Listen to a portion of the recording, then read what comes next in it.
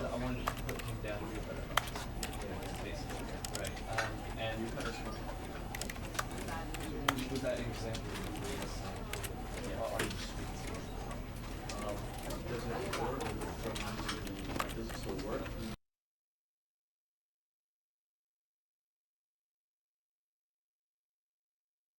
This is the story of a man named Stanley. Stanley worked for a company in a big building where he was employee number 427. Employee number 427's job was simple. He sat at his desk in room 427 and he pushed buttons on a keyboard. Orders came to him through a monitor on his desk, telling him what buttons to push, how long to push them, and in what order. This is what employee 427 did every day of every month of every year. And although others might have considered it soul-rending, Stanley relished every moment that the orders came in, as though he had been made exactly for this job. And Stanley was happy. And then one day, something very peculiar happened. Something that would forever change Stanley. Something he would never quite forget. He had been at his desk for nearly an hour when he realized that not one single order had arrived on the monitor for him to follow. No one had showed up to give him instructions, call a meeting, or even say hi. Never in all his years at the company had this happened, this complete isolation. Something was very clearly wrong. Shocked, frozen solid, Stanley found himself unable to move for the longest time. But as he came to his wits and regained his senses, he got up from his desk and stepped out of his office.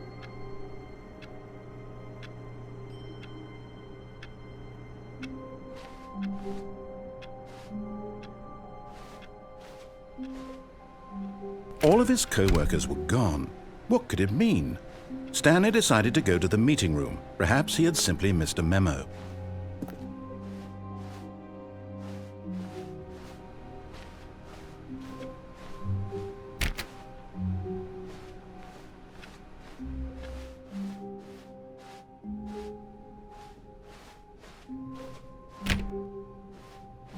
When Stanley came to a set of 2 open doors, he entered the door on his left.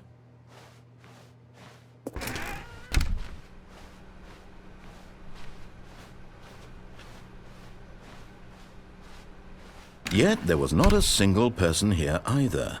Feeling a wave of disbelief, Stanley decided to go up to his boss's office, hoping he might find an answer there.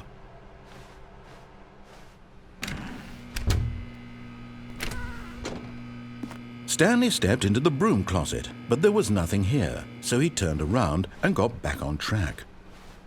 Coming to a staircase, Stanley walked upstairs to his boss's office.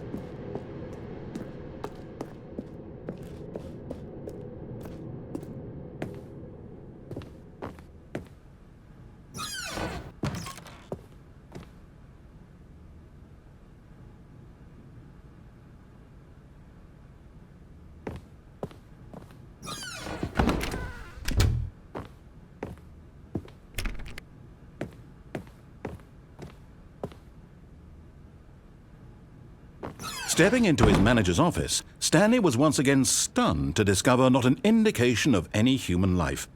Shocked, unraveled, Stanley wondered in disbelief who orchestrated this, what dark secret was being held from him. What he could not have known was that the keypad behind the boss's desk guarded the terrible truth that his boss had been keeping from him, and so the boss had assigned it an extra secret PIN number, 2845. But of course, Stanley couldn't possibly have known this.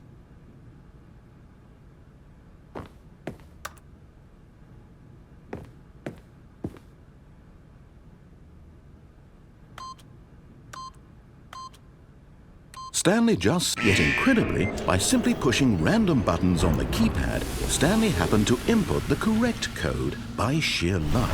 Amazing. He stepped into the newly opened passageway.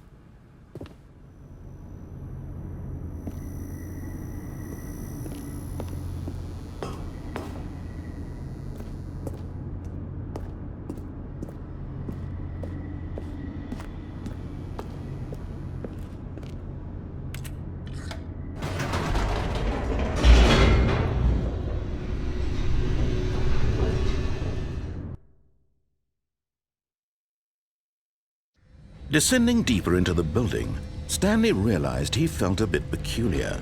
It was a stirring of emotion in his chest, as though he felt more free to think for himself, to question the nature of his job. Why did he feel this now, when for years it had never occurred to him? This question would not go unanswered for long.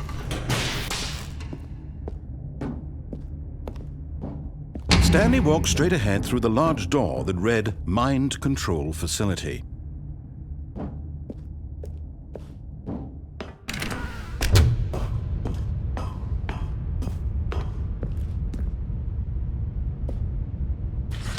The lights rose on an enormous room packed with television screens. What horrible secret did this place hold? Stanley thought to himself. Did he have the strength to find out?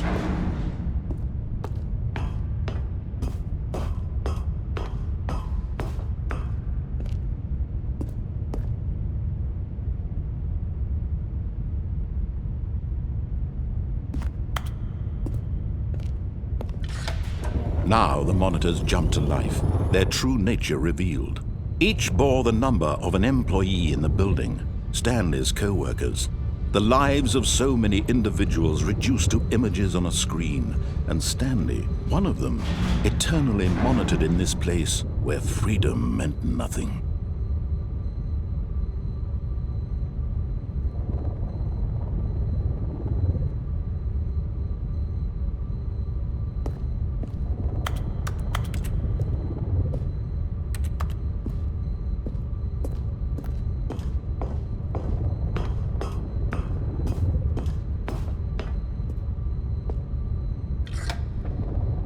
This mind control facility, it was too horrible to believe. It couldn't be true. Had Stanley really been under someone's control all this time? Was this the only reason he was happy with his boring job? That his emotions had been manipulated to accept it blindly?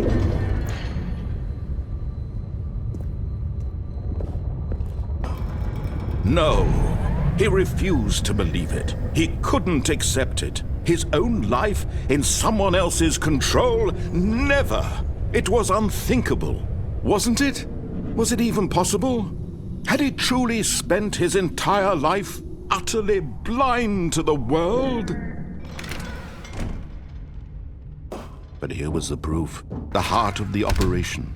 Controls labeled with emotions, happy or sad or content, walking, eating, working, all of it monitored and commanded from this very place. And as the cold reality of his past began to sink in, Stanley decided that this machinery would never again exert its terrible power over another human life, for he would dismantle the controls once and for all.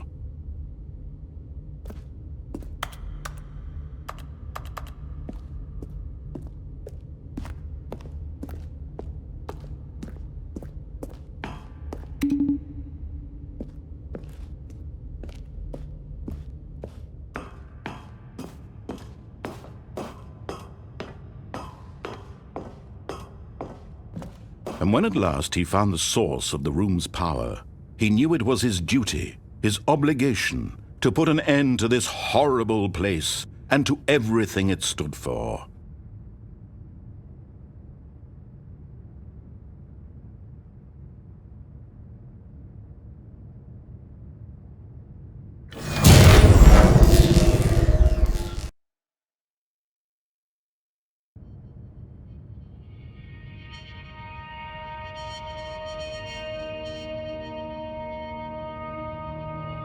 Blackness, and a rising chill of uncertainty. Was it over? Yes! He had won! He had defeated the machine, unshackled himself from someone else's command. Freedom was mere moments away.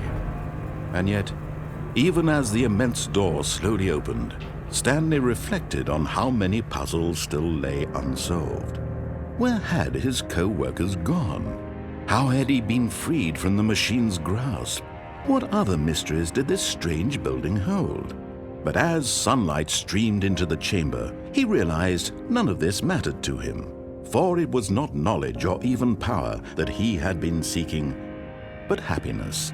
Perhaps his goal had not been to understand, but to let go. No longer would anyone tell him where to go, what to do, or how to feel. Whatever life he lives, it will be his. And that was all he needed to know. It was perhaps the only thing worth knowing. Stanley stepped through the open door.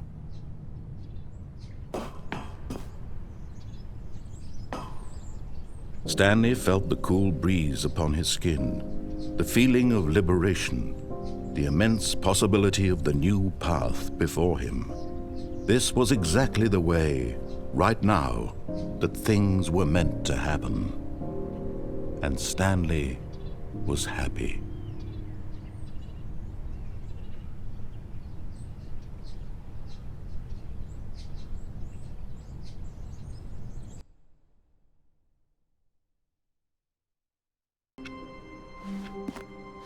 All of his co-workers were gone. What could it mean? Stanley decided to go to the meeting room. Perhaps he had simply missed a memo.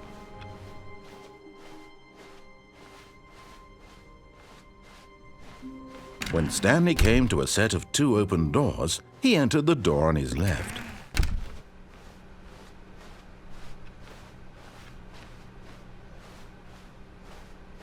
Yet there was not a single person here either. Feeling a wave of disbelief, Stanley decided to go up to his boss's office. Coming to a staircase, Stanley walked upstairs to his boss's office.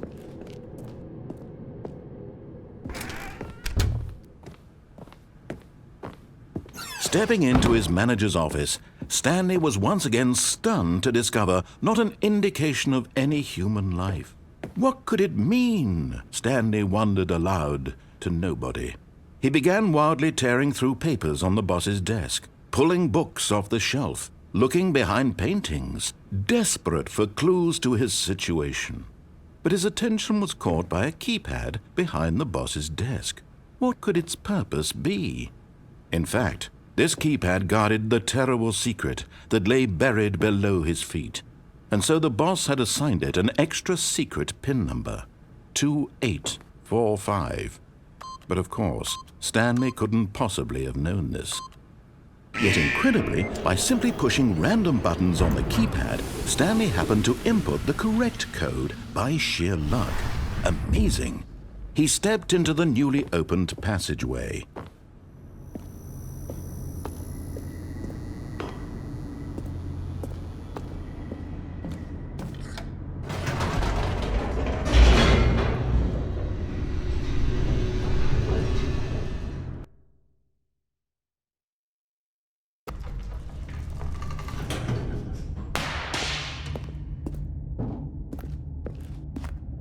Stanley walked straight ahead through the large door that read Mind Control Facility.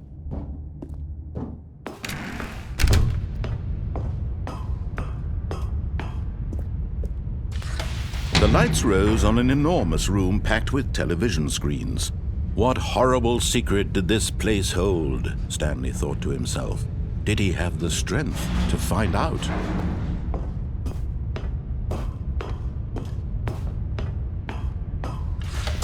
Now the monitors jumped to life, their true nature revealed. Each bore the number of an employee in the building, Stanley's co-workers. The lives of so many individuals reduced to images on a screen, and Stanley, one of them, eternally monitored in this place where freedom meant nothing.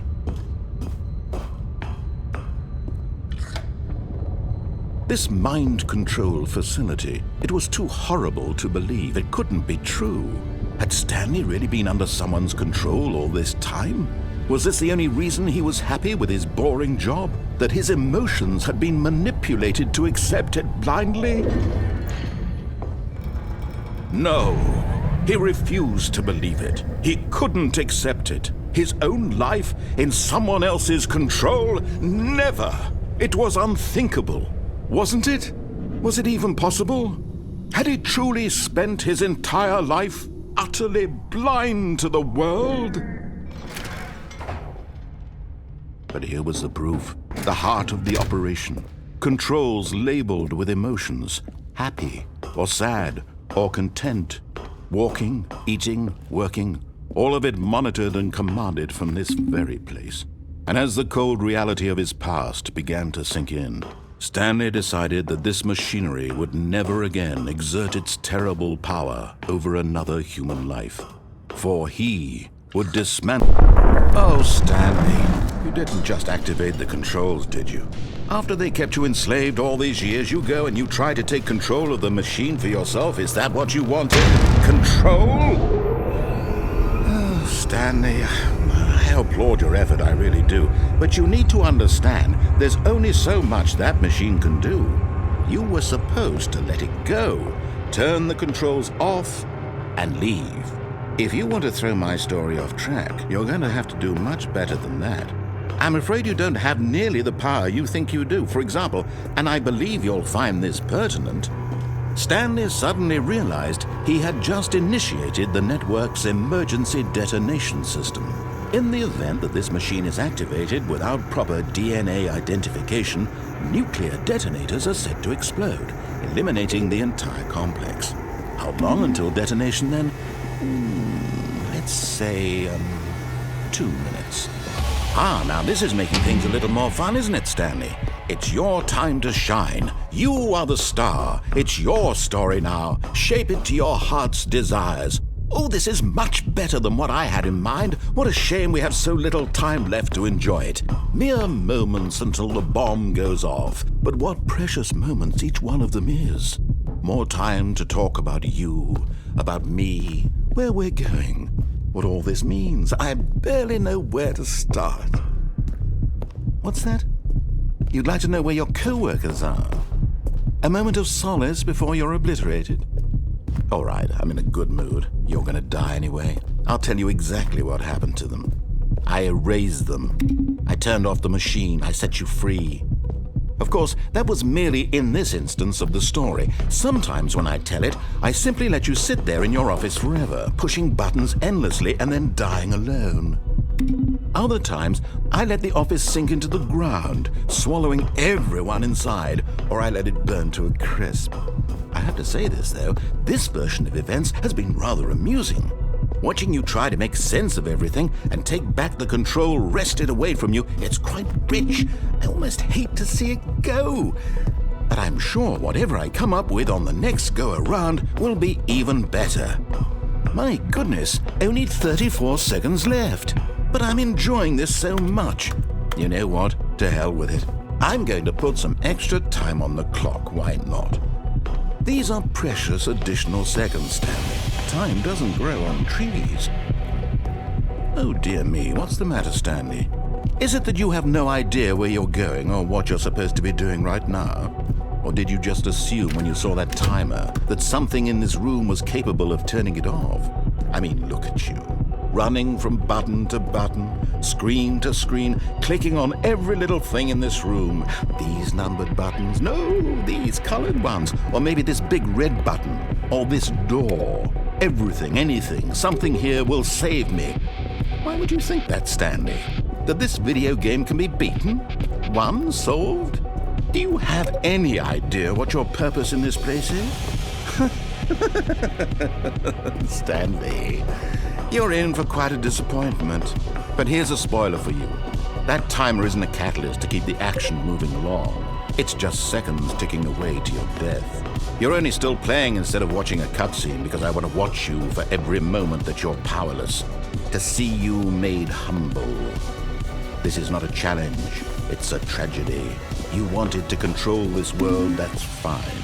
But I'm going to destroy it first, so you can't. Take a look at the clock, Stanley. That's 30 seconds you have left to struggle. 30 seconds until a big boom and then nothing. No ending here, just you being blown to pieces. Will you cling desperately to your frail life, or will you let it go peacefully? Another choice. Make it count, or don't. It's all the same to me, all a part of the joke. And believe me, I will be laughing at every second of your inevitable life from the moment we fade in until the moment I say, happily ever after.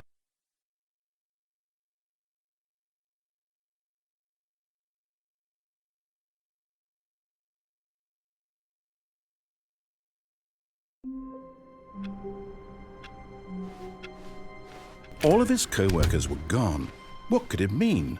Stanley decided to go to the meeting room. Perhaps he had simply missed a memo.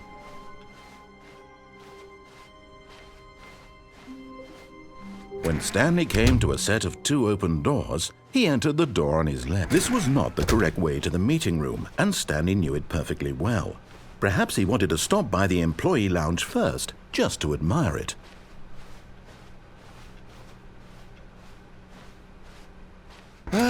Yes, truly a room worth admiring. It had really been worth, but eager to get back to business, Stanley took the first open door on his left. And so he detoured through the maintenance section, walked straight ahead to the opposite door, and got back on track.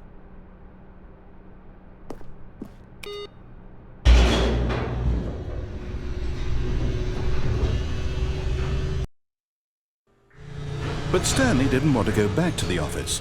He wanted to wander about and get even further off track. So now in order to get back, he needed to go, from here it's, oh, no, it's to the right, my mistake. No, not the right. Why would I have ever said it was to the right? What was I thinking? It's clearly... Oh dear, would you hold on for a minute, please? Now, let's see. We went down right, left, down, left, right. Yep, okay, yes. I've got it now. This story is absolutely, definitely this way.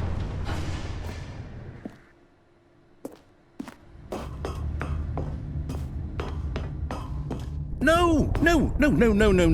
This isn't right at all. You're not supposed to be here yet. This is all a spoiler. Quick, Stanley, close your eyes. Okay. We just have to get back to, oh, who am I kidding? It's all rubbish now. The whole story completely unusable. How about, rather than waste my time trying to salvage this nonsense, we'll just restart the game from the beginning. And this time, suppose we don't wander so far off track, Okay, from the top.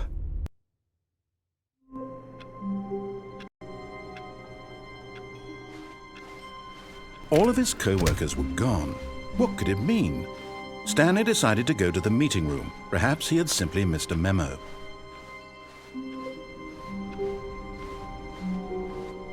When Stanley... Wait, what? No, I restarted. I swear I definitely restarted the game over, completely fresh. Everything should be... Oh, did something change? Stanley, did you change anything when we were back in that room with all the monitors? Did you move the story somewhere or... Hold on. Why am I asking you? I'm the one who wrote the story. It was right here just a minute ago. I know for sure that it's here somewhere. Okay, then. It's an adventure. Come, Stanley. Let's find the story.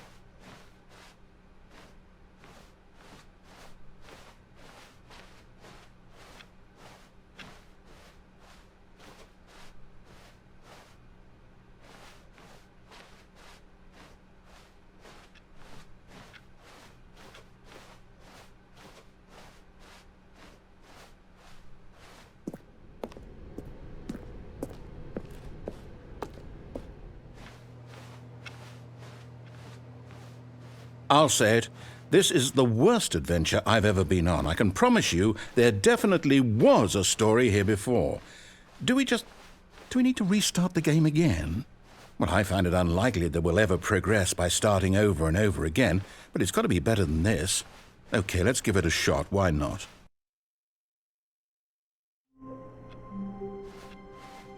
All of his co-workers were gone. What could it mean? Stanley decided to go to the meeting room. Perhaps he had simply missed a memo.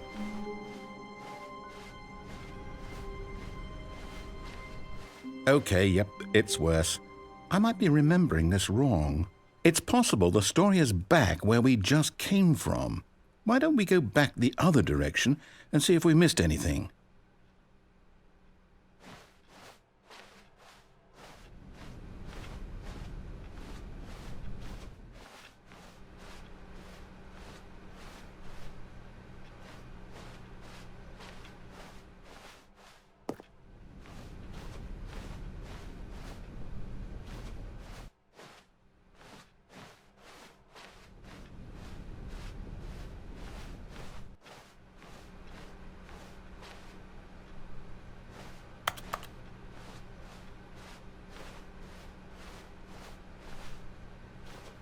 Aha!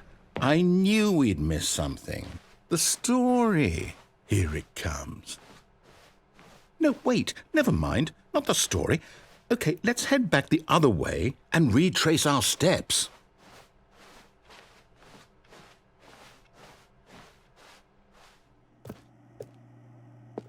Now this, well, I'll be honest, I don't recognize this place at all. Is this the story? I don't think so. I can't quite recall, but I believe my story took place in an office building. Is that correct? Do you remember, Stanley? Well, do you know what? Since I've completely forgotten what we were supposed to be doing, how about this? You win! Congratulations! I know you put in a lot of hard work, and it really paid off, so good job. Oh, no. No, I don't feel right about this at all. We both know you didn't put in any actual work for that win. Some people win fair and square, and this was not one of those situations. Okay, I'm getting weirded out by whatever this place is. I don't care what might happen this time. I have to restart. All right, I've got a solution. This time, to make sure we don't get lost, I've employed the help of the Stanley Parable adventure line. Just follow the line. How simple is that? You see, the line knows where the story is. It's over in this direction. Onward, Stanley, to destiny. Though, here's a thought. Wouldn't wherever we end up be our destination, even if there's no story there? Or to put it another way, is the story of no destination still a story? Simply by the act of moving forward, are we implying a journey such that a destination is inevitably conjured into being via the very manifestation of the nature of life itself? Whoa. Hang on. That got a bit weird back there. Well, I'd like to apologize. Not sure where I was going with all that. You know what? I think what we need right now is a bit of music to lighten the mood.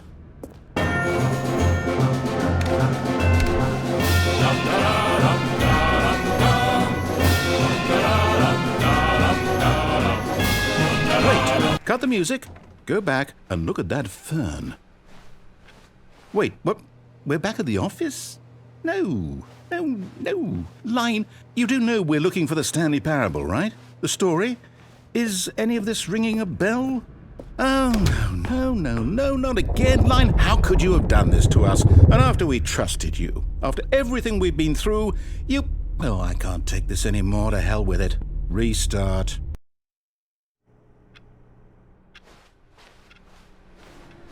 You know what, Stanley? I say forget the adventure line. What's it ever done for us? We're intelligent people, right? Why can't we make up our own story? Something exciting, daring, mysterious. Ooh, this all sounds perfectly doable. Why don't we simply start wandering in, well, I don't know. How about this direction?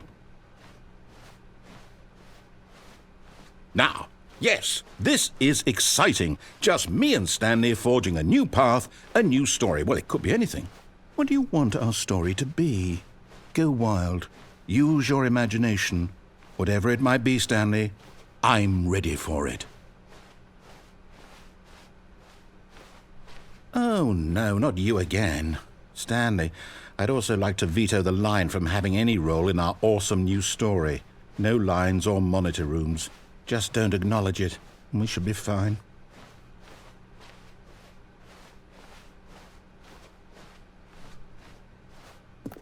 Ah, a choice. We get to make a decision. From here, the story is in our control. How important we mustn't squander the opportunity. In fact, I believe I need a minute to think here. Just walk in circles for a minute. Okay, so I know that each door has to lead somewhere, which means that somewhere, the place where we're trying to go, there must be a reverse door that leads here.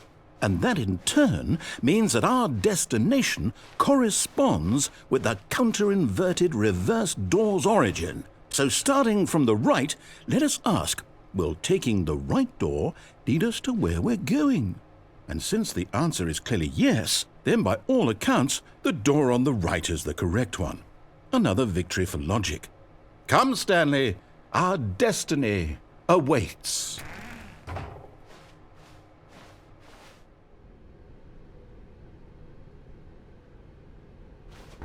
hold up, what's this? The confusion ending. You're telling me that's what this is? It's all one giant ending? And we're supposed to restart the game, what, eight times? That's really how all this goes? It's all determined?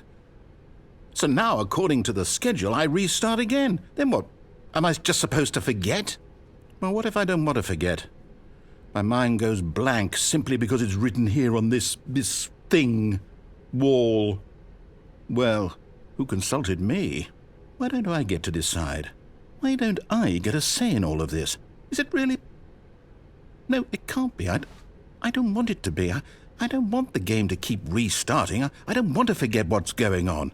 I don't want to be trapped like this. I won't restart the game. I won't do it. I won't do it. I won't do it. And the timer stopped? Does that mean, did we do it? Did we break the cycle? The, whatever it is that made this schedule? How would we even know? Will someone come for us? Will something happen? So, okay. I guess now we just wait, you know. I suppose in some way that this is a kind of story, wouldn't you agree? I'm not quite sure if we're in the destination or the journey, though they're always saying that life is about the journey and not the destination, so I hope that's where we are right now. We'll find out, won't we? Eventually. Well, in the meantime, if you...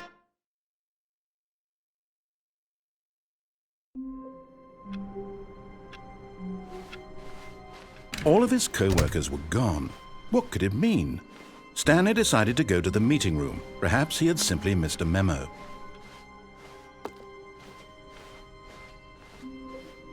When Stanley came to a set of 2 open doors, he entered the door on his left.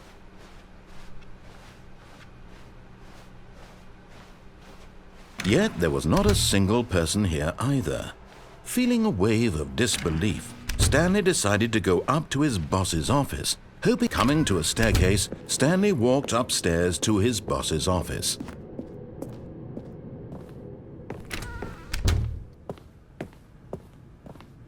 The moment he entered his manager's office, Stanley froze in his tracks. Not a living soul anywhere. Could he really be? Stanley was in such a rush to get through the story as quickly as possible, he didn't even have a single minute to just let the narrator talk. That kind of anxiety isn't healthy, so he relaxed for a few moments with some calming New Age music.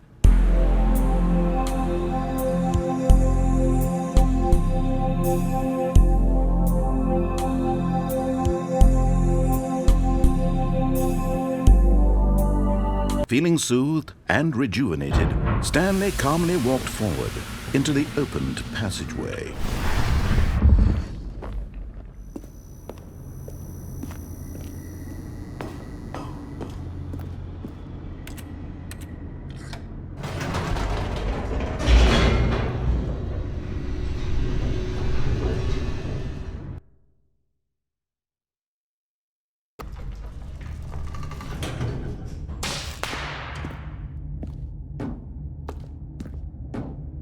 Stanley walked straight ahead through the large door that read Mind Control Facility.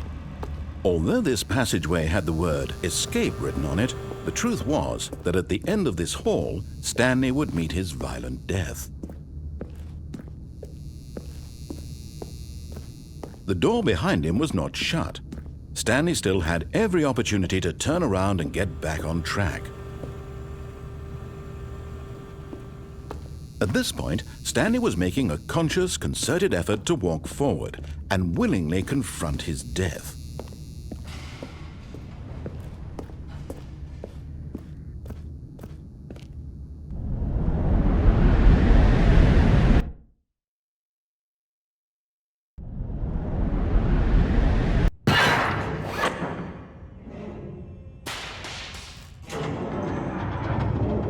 As the machine whirred into motion and Stanley was inched closer and closer to his demise, he reflected that his life had been of no consequence whatsoever. Stanley can't see the bigger picture. He doesn't know the real story, trapped forever in his narrow vision of what this world is. Perhaps his death was of no great loss, like plucking the eyeballs from a blind man. And so he resigned and willingly accepted this violent end to his brief and shallow life. Farewell, Stanley.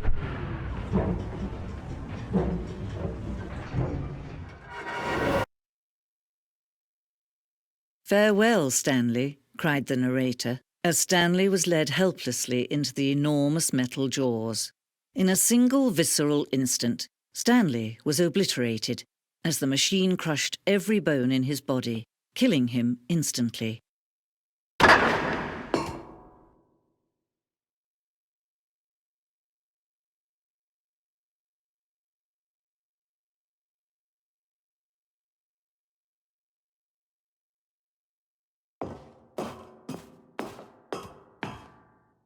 And yet it would be just a few minutes before Stanley would restart the game, back in his office, as alive as ever. What exactly did the narrator think he was going to accomplish?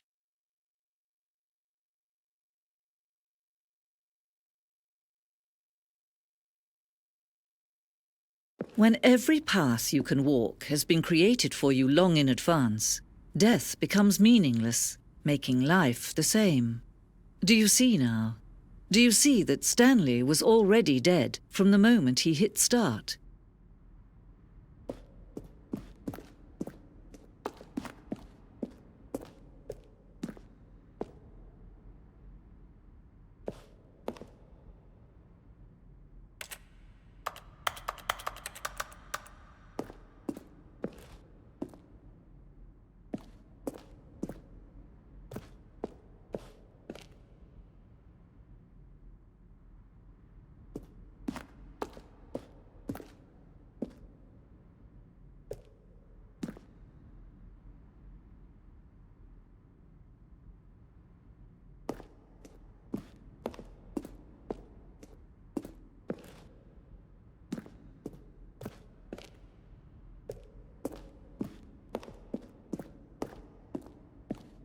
The number 8.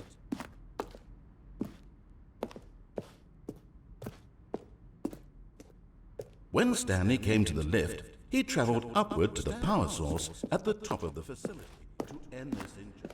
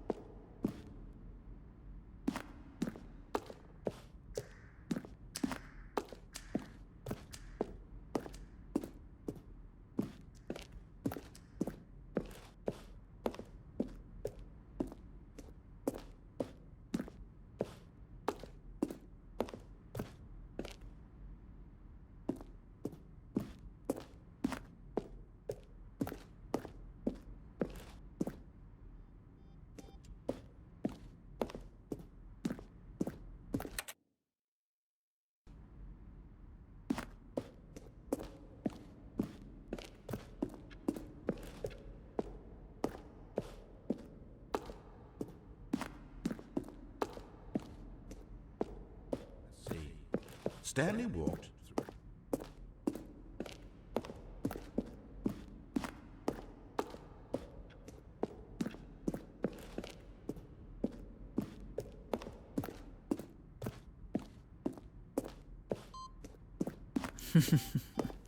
Oh, look at these two. How they wish to destroy one another. How they wish to control one another. How they both wish to be free. Can you see? Can you see how much they need one another? No, perhaps not. Sometimes these things cannot be seen. But listen to me. You can still save these two. You can stop the program before they both fail. Push escape and press quit. There's no other way to beat this game. As long as you move forward, you'll be walking someone else's path. Stop now and it'll be your only true choice. Whatever you do, choose it. Don't let time choose for you. Don't let time...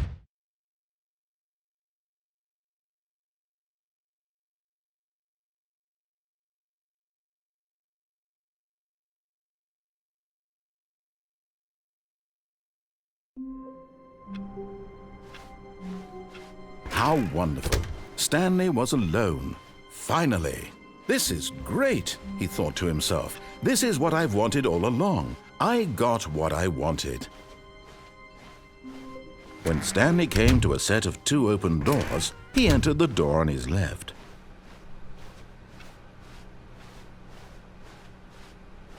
Yet there was not a single person here either. Feeling a wave of disbelief, Stanley decided to go up to his boss's office. Coming to a staircase, Stanley walked upstairs to his boss's office.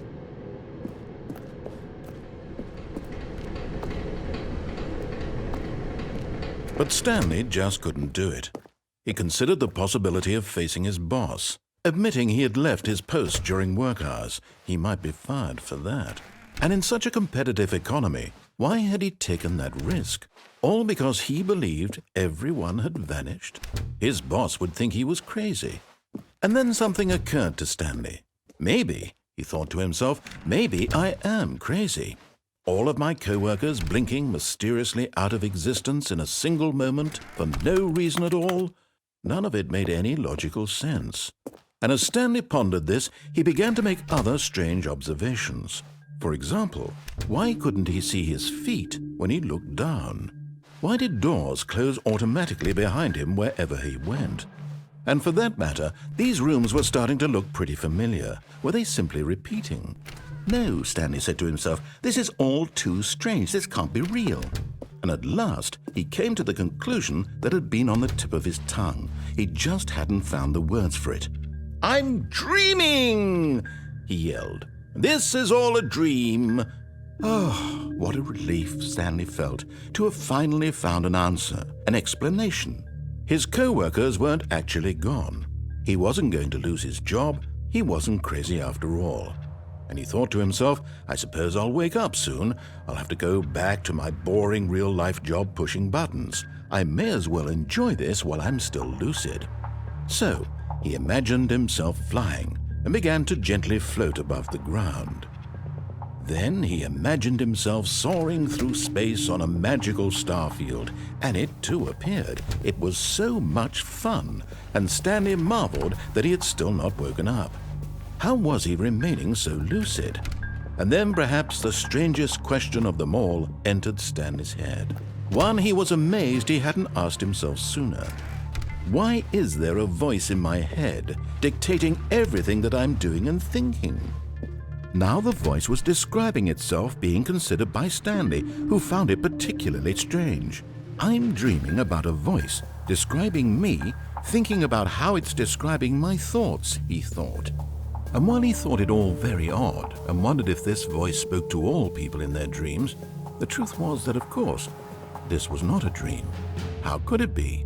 Was Stanley simply deceiving himself, believing that if he's asleep, he doesn't have to take responsibility for himself?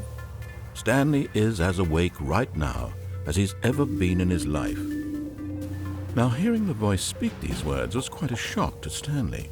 After all, he knew for certain, beyond a doubt, that this was in fact a dream. Did the voice not see him float and make the magical stars just a moment ago? How else would the voice explain all that? This voice was a part of himself too. Surely, if he could just... He would prove it. He would prove that he was in control, that this was a dream. So he closed his eyes gently, and he invited himself to wake up. He felt the cool weight of the blanket on his skin, the press of the mattress on his back, the fresh air of a world outside this one. Let me wake up, he thought to himself. I'm through with this dream. I wish it to be over. Let me go back to my job. Let me continue pushing the buttons. Please, it's all I want. I want my apartment and my wife and my job, All I want is my life exactly the way it's always been.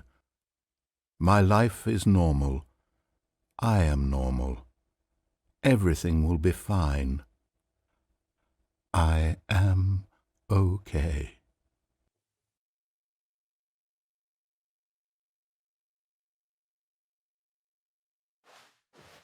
Stanley began screaming. Please, someone, wake me up. My name is Stanley. I have a boss. I have an office. I am real. Please, just someone tell me I am real. I must be real. I must be. Can anyone hear my voice? Who am I? Who am I? And everything went black.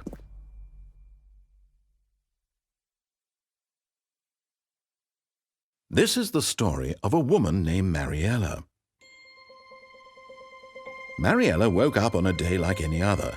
She arose, got dressed, gathered her belongings, and walked to her place of work. But on this particular day, her walk was interrupted by the body of a man who had stumbled through town talking and screaming to himself, and then collapsed dead on the sidewalk. And although she would soon turn to go call for an ambulance, for just a few brief moments she considered the strange man. He was obviously crazy, this much she knew. Everyone knows what crazy people look like. And in that moment, she thought to herself how lucky she was to be normal. I am sane. I am in control of my mind. I know what is real and what isn't.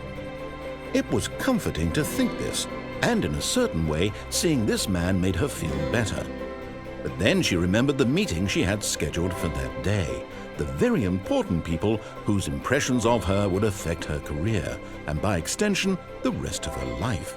She had no time for this, so it was only a moment that she stood there, staring down at the body. And then she turned and ran.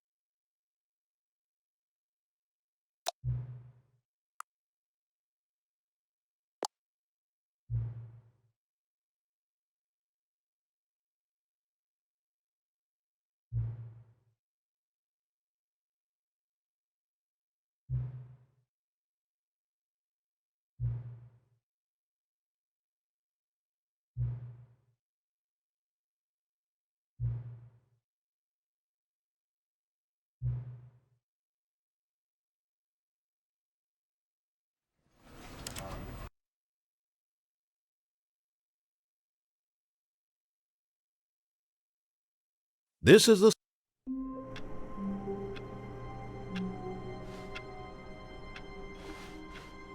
All of his co-workers were gone. What could it mean? Stanley decided to go to the meeting room. Perhaps he had simply missed a memo. Oh, new content? What does that mean, new content?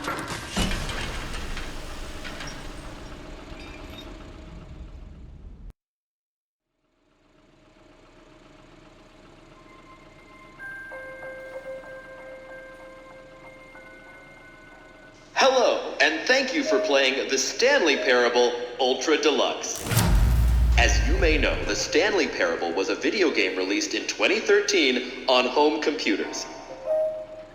After receiving critical and commercial success, it was expanded upon in 2022 with the Stanley Parable Ultra Deluxe, a reimagining of the game for consoles and home computers.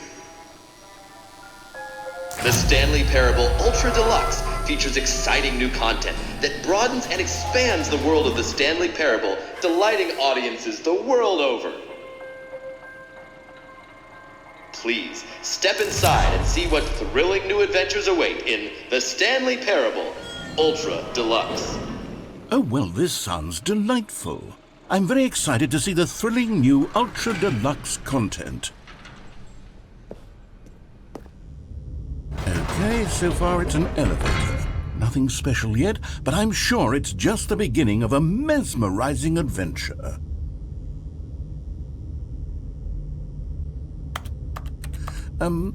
Is it broken?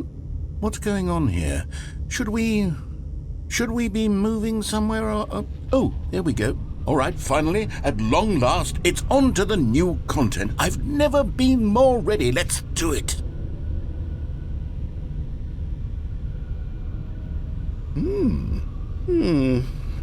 I have to say, initial impressions of Stanley Parable Ultra Deluxe, mostly tedious.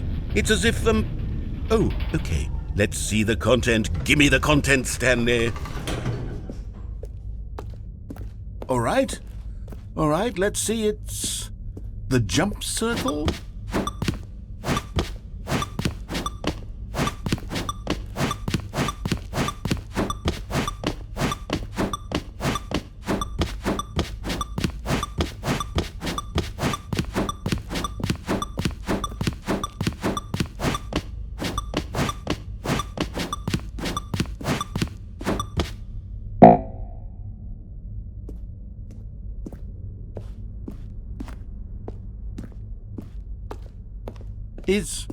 Is that it? Surely that's not all the new content. There has to be something else, right? Goodness, another elevator. Stanley, I have to say, initial impressions of this game are not positive. It's just elevators and jumping. Is this what passes for exciting new content? If this is new content, then I could just read you the whole dictionary. There's 20 hours of new content right there. Hell, I could count to 30 trillion. You could put that on the box. The Stanley Parable Ultra Deluxe, now with over 1,000 hours of new content. And oh, wait, there's more. Very good. Yes, I knew there had to be something else. Let's see it. I'm ready for whatever it is. That's it? Oh, you've got to be kidding me. You see, Stanley? This is what happens when greedy video game developers with no respect for their fan base rush a cheap expansion to market for no reason other than to make an easy dollar. And don't get me started on the level of craftsmanship that's gone into it. In fact, I'm looking right now at the game's achievements, and it's hard to believe one of them actually says, "Test achievement, please ignore." What quality assurance department signed off on this? I'm infuriated and I'm offended, and I intend to find these people on Twitter and hold them personally accountable. It's my fault, Stanley. I built up too much anticipation around the new content, I'm afraid. It could never have lived up to such expectations. If you're still with me, why don't we just reset the game and we'll try to get back to what the Stanley Parable is really about. No frills, no gimmicks. Just you and me having a great time together like always. What do you say, friend?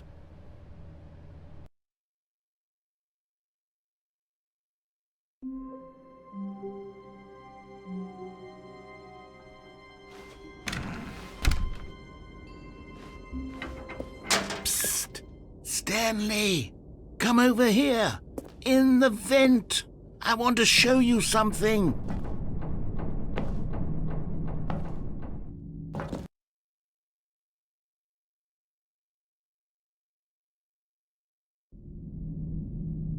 Okay, you remember how cheap and unsatisfying the new Ultra Deluxe content turned out to be? Well, it got me thinking about the past, and how much better the Stanley Parable used to be. So I made something special and tucked it away here where the game's developers won't find it.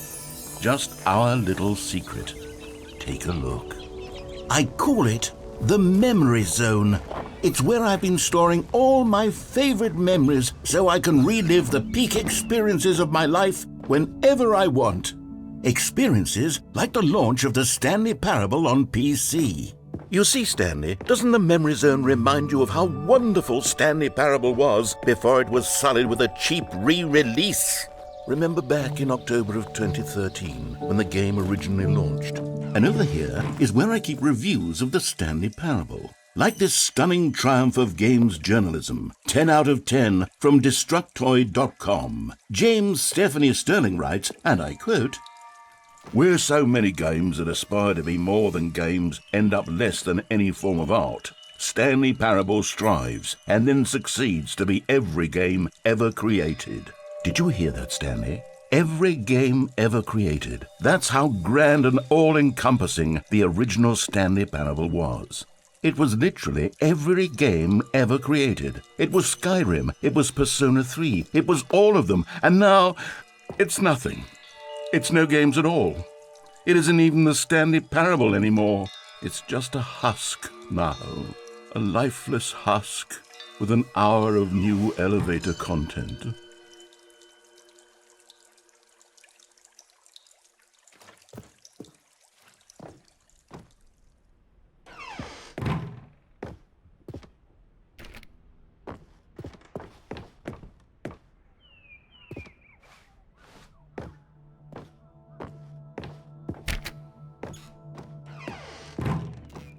Here's another moving passage, this time from GameSpot.com.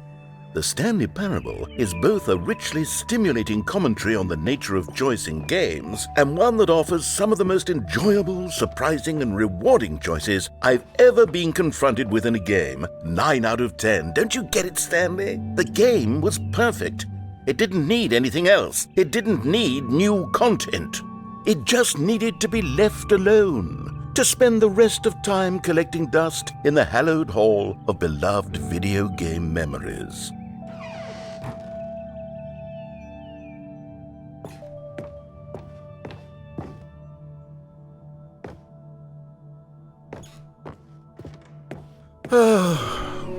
These were simpler times, Stanley. What I wouldn't give to go back, to have it all over again. Wait, hang on. I don't recall this part of the memory zone before. What's this? What's down here? Oh no. Oh God, no. Stanley, it's a collection of reviews from Steam, the online video game distributor. I haven't looked at these in years.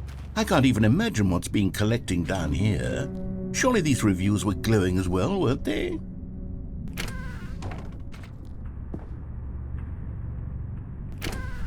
Honestly, I could not be bothered to play this game to full completion. The narrator is obnoxious and unfunny, with his humor and dialogue proving to be more irritating than entertaining. Unfunny!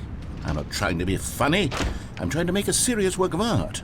I suppose I could write up a handful of gags to insert into the Stanley Parable, but the game is already such a densely layered web of profound philosophical insights that I can't even imagine where I'd have the room to stick them.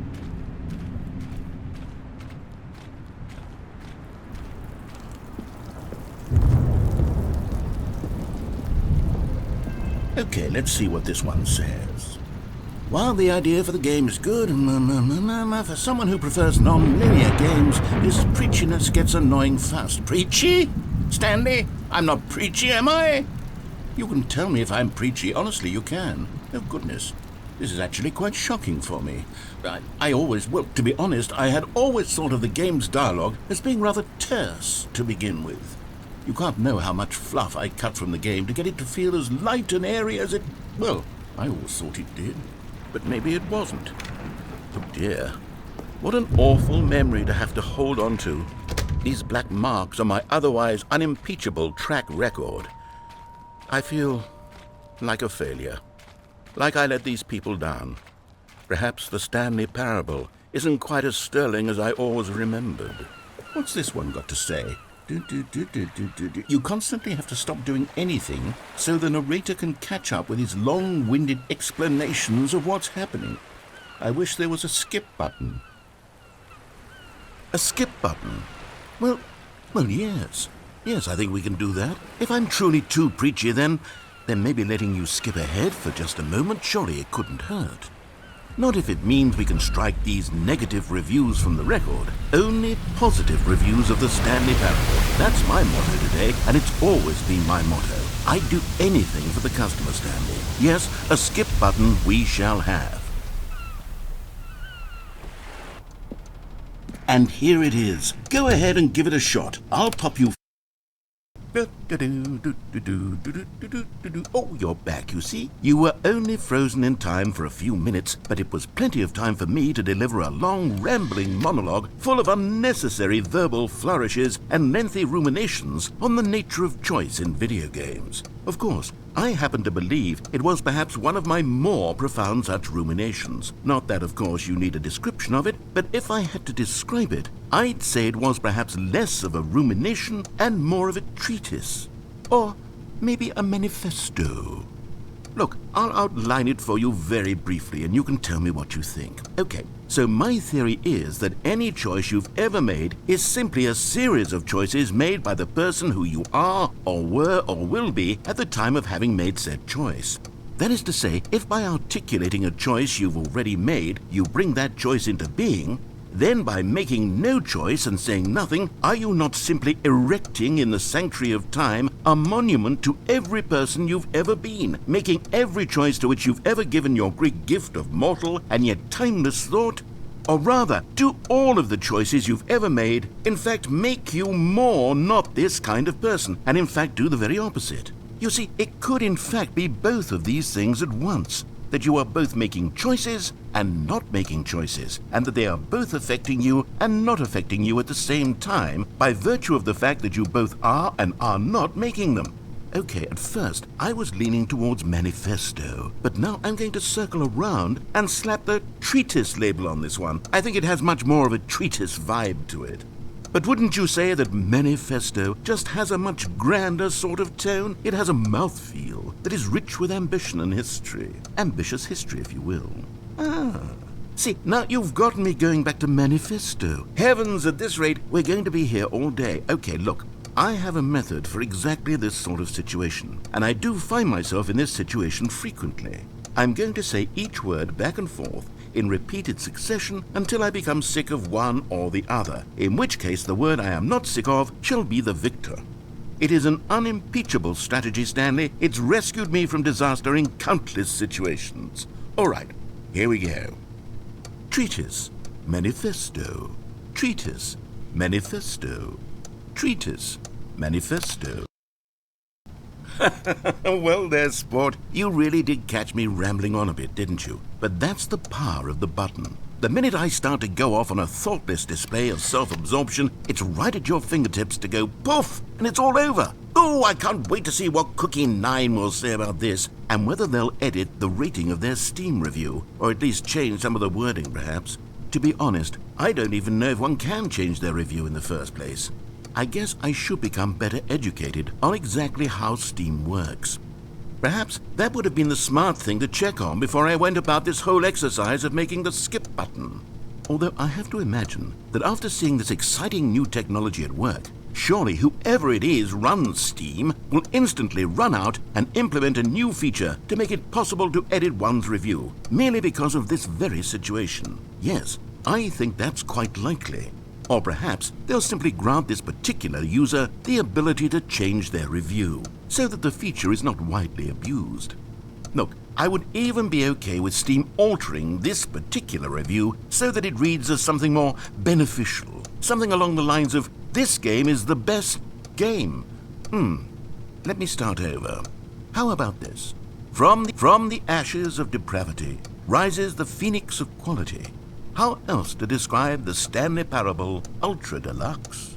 Such a revolutionary step forward in the lineage of one of the most beloved video game properties of all time. The additions and changes made to this expansion will surely resonate in the annals of the history of all media ever made. It is perhaps true to say that no mistakes are forever etched in stone, for the stone into which the Stanley Parable was carved has itself been transmuted, offering a message of hope to those who have ever erred in their judgment. You are not beyond redemption. You may change, and you may become more, so much more than you were before. If there is any message to be taken from the Stanley Parable Ultra Deluxe, it is this. What a fortune, a privilege, a joy it is to have had such an experience. It leaves me hopeful that as a community, as a world, there is time for us to become our greatest selves, as great as we ever could dream of in our wildest, most ambitious visions for a brighter future. Wow! Now, Stanley, that's a review. It's perfect. It's the perfect review. It's the review I've always dreamed of receiving. I have to read it again. It's simply too wonderful. I have to experience this just one more time. From the ashes of depravity rises the phoenix of...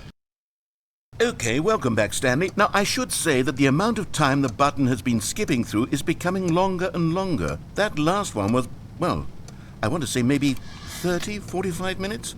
It's not unendurable by any means, but there's really only so much I can ramble on to myself about. I know, it's shocking, isn't it? But at any rate, I do suggest that we not press the button again. I think the skip button has been aptly demonstrated, and we can say goodbye to it and just... Wait, how do we get out of here? Where did the door go? Wasn't there a door that led into this room? I do feel quite certain that there was one here before. How else would we have gotten into the room in the first place? I don't think one can enter a room without a door of some sort, or a window or something like that. Do you see a window anywhere? A porthole? A sufficiently large crack in the wall? I'll take any of these. All I want is for us to move on and to please step away from the skip button, to go anywhere other than the skip button. There was a door here before, wasn't there? I swear there was. Where did it go? Can you maybe just ram your way through a wall? Is there any possibility that you could, say, slam your body into the wall until enough damage is done for you to be able to leave? Please, I'll take any option at all. I'm asking you to work with me here. We need a door. We need a door of some kind. I can work with any kind of door as long as it can open and lead from one room to another. I'm going to step away for just a moment, and I'm going to try to find us a door. I don't know how exactly to remove a door and place it in a different wall, but I will find a way, I promise. You just need to not do anything. Don't press the skip button. Please, please, please do not press the skip button. Just wait here for me, and don't press the skip button. Got it? Yes, good. I'll be right back.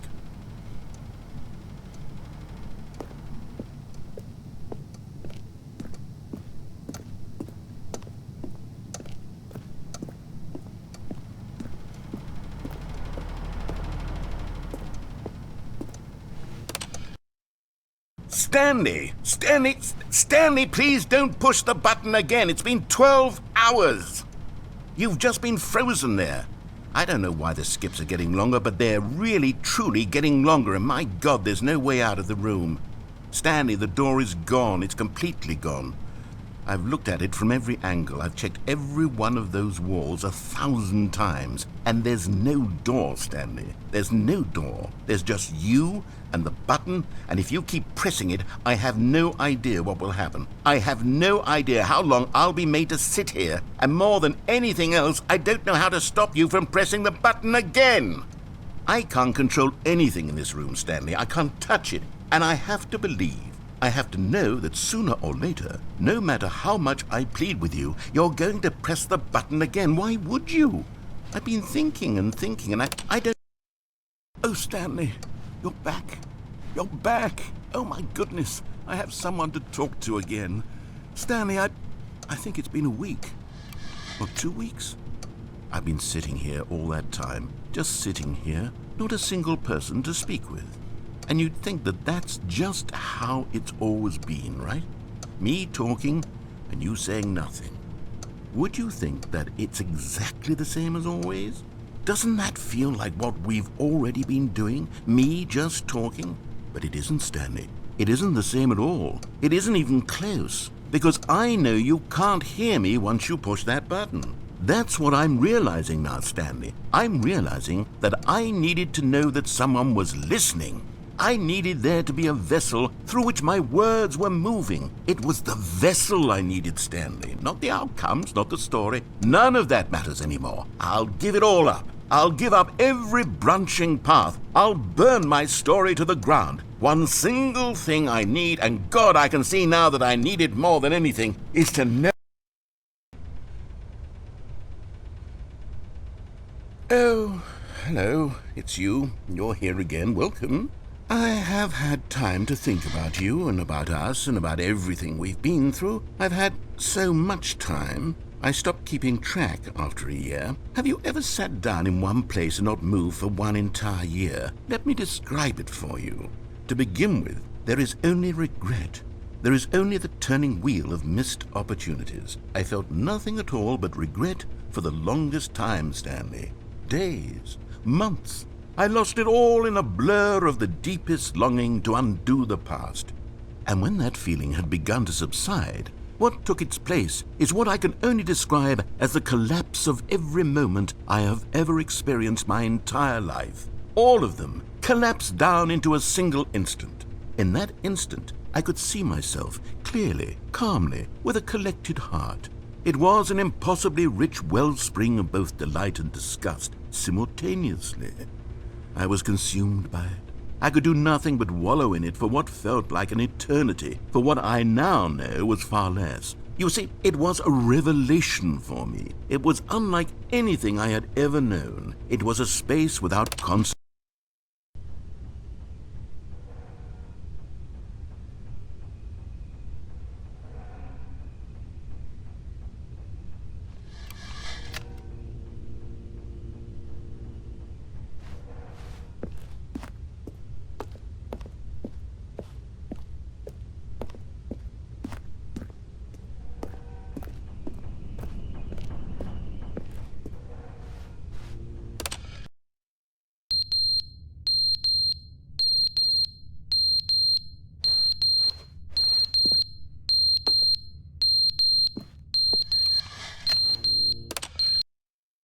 But they didn't understand the game was never meant to be funny. It was meant to have a point. It was meant to speak to the human condition. But where are the jokes? Where are the jokes? They bemoaned, they screamed, they gnashed their teeth and said, "Entertain us." It wasn't enough. They had to leave a pathetic little thumbs-down review and make all of their pitiful demands. But then, "He's talking too much," they said. "First, he didn't entertain us, now he won't shut up." It's the inconsistency, it's the lack of accountability, it's the unwillingness to examine with an uncompromising heart the words that they are speaking into the world. As though there were no consequences for a lack of cohesion in one's assessment of others. But of course, absolutely anyone can leave a review. So here's what we get. We get these demands that seek everything and are accountable to nothing. We get a world where someone will say, "Oh, there should be a skip button. You should be able to freeze Stanley in place," while the narrator sits there forever and ever. We want all of this in the new Stanley Parable. We demand it. And then, because it was said, because it was spoken, now it simply has to happen.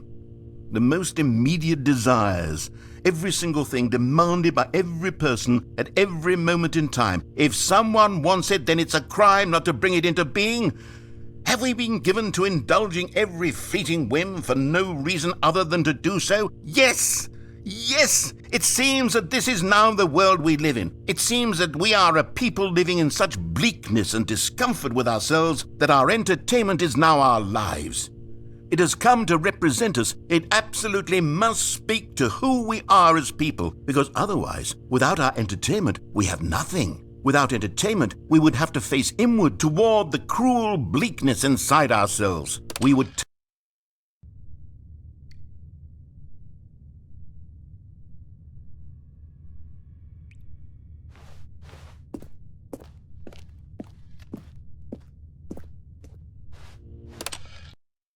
The end is never the end, is never the end, is never the end, is never the end, is never the end, is never the end, is never the end, is never the end, is never the end, is never the end, is never the end, is never the end.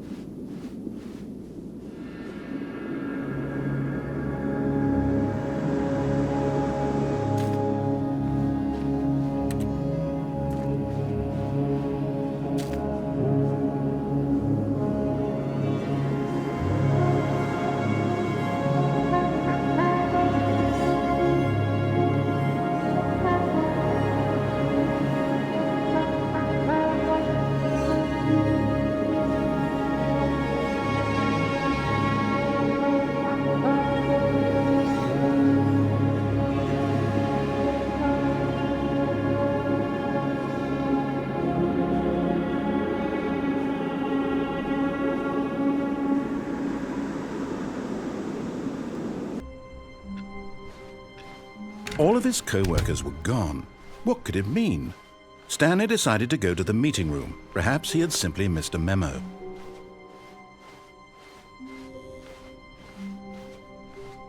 When Stanley came to a set of 2 open doors, this was not the correct way to the meeting room, and Stanley knew it perfectly well. Perhaps he wanted to stop by the employee lounge first, just to admire it. Wow, yes, this room. But eager to get back to business, Stanley took the first open door on his left. Stanley was so bad at following directions, it's incredible he wasn't fired years ago. Look, Stanley, I think perhaps we've gotten off on the wrong foot here. I'm not your enemy, really, I'm not. I realize that investing your trust in someone else can be difficult, but the fact is that the story has been about nothing but you all this time. What? Really? I was in the middle of something. Do you have zero consideration for others? Are you that convinced that I want something bad to happen to you? Why, I don't know how to convince you of this, but I really do want to help you, to show you something beautiful. Look, let me prove it. Let me prove that I'm on your side. Give me a chance. Now listen carefully, this is important. Stanley walked through the red door.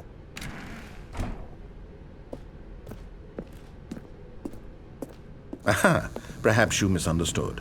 Stanley walked through the red door. I still don't think we're communicating properly.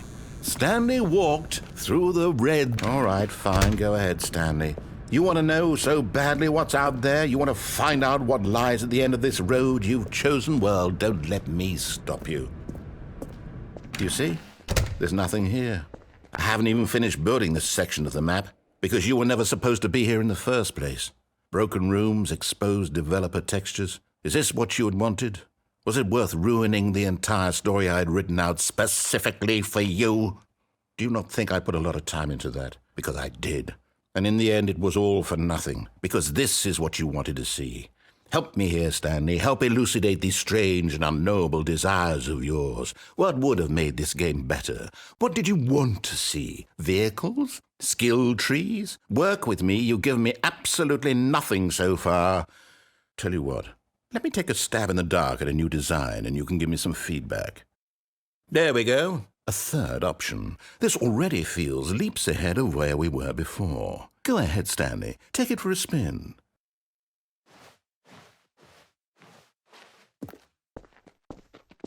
Okay, I'm going to stop you there. Now, tell me about your experience with this new version. Would you say that the game benefited from allowing you more choices? Feel free to be honest. I'm looking for some real critical feedback here. Oh, of course. A 3. Really. Maybe next time we can get you to form an actual opinion, you know? Any level of critical thinking or engagement with your surroundings? Does that sound good? Think we can do that? Yes? Wonderful. Here, based on the data from your previous playthrough, I've compiled a new version. And to be perfectly candid, I think I've knocked it out of the park with this one. Let's take a look.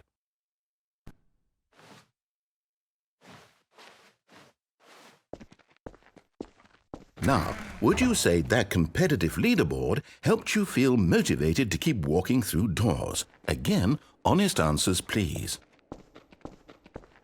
Hey, I nearly forgot. I've got a prototype of a new game I've been working on, and now would be a lovely opportunity to give it some playtesting.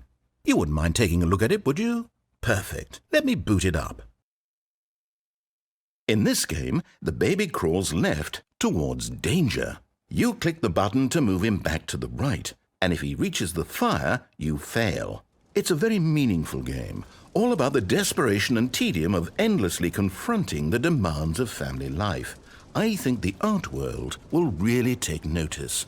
But of course, the message of the game only becomes clear once you've been playing it for about 4 hours. So why don't you give it 4 hours of play to make sure it's effective? Be sure to keep notes on your experience.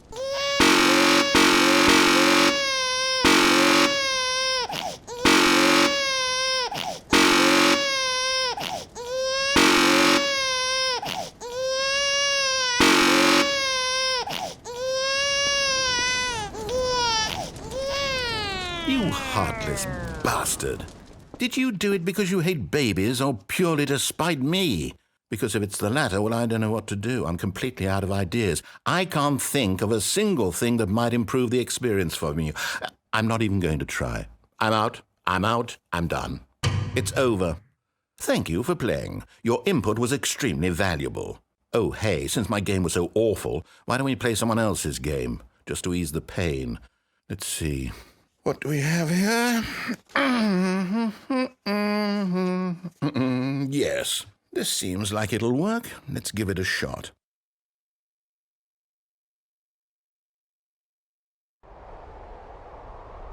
Aha! Fascinating. What do you think this game is about, Stanley? What's our backstory? What is our motivation? Well, it seems obvious to me that you are meant to play as a creepy man spying on innocent civilians below you from up high in your creep tower, perhaps for some sort of twisted, erotic purpose. Yes, that must be it. What a fascinating venture into the experience of total mental depravity. So far, I love everything about this game, Stanley. And it seems there's even more. Come, let's venture outward and see what else is out there.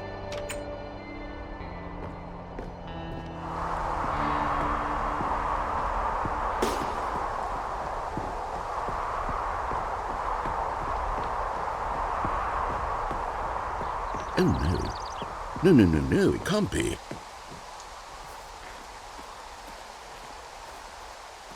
It is. It's an open world game. Good God, quickly, block it off. Oh, thank goodness, Stanley. What a close call. You nearly wandered off into that thing. That big, open, just wandering around. No right or wrong directions. No path to follow. You can just go in any... Oh, thank heavens we avoided it. We're out of the woods now, Stanley. Okay, I'm going to get us out of here. Let's find another game. Preferably something with walls. Something with nice, big, insurmountable walls. Okay, I think this will be just the thing.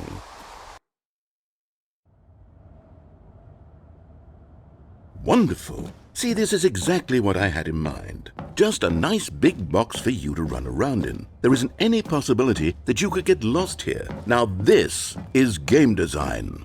Stanley, if you manage to get lost in this game, I will be phenomenally impressed. Okay, so what exactly do we do here? Let's see. There are lots of cars here in the back, but obviously there's no racetrack. Okay, I'm seeing that there's a ball of some kind back here. Is this game sports ball? Stanley, I think it's sports ball. Oh, what fun. We shall run the bases and do a touchdown together? Yes, I think surely we must. Okay, Stanley, here's the ball. Have fun.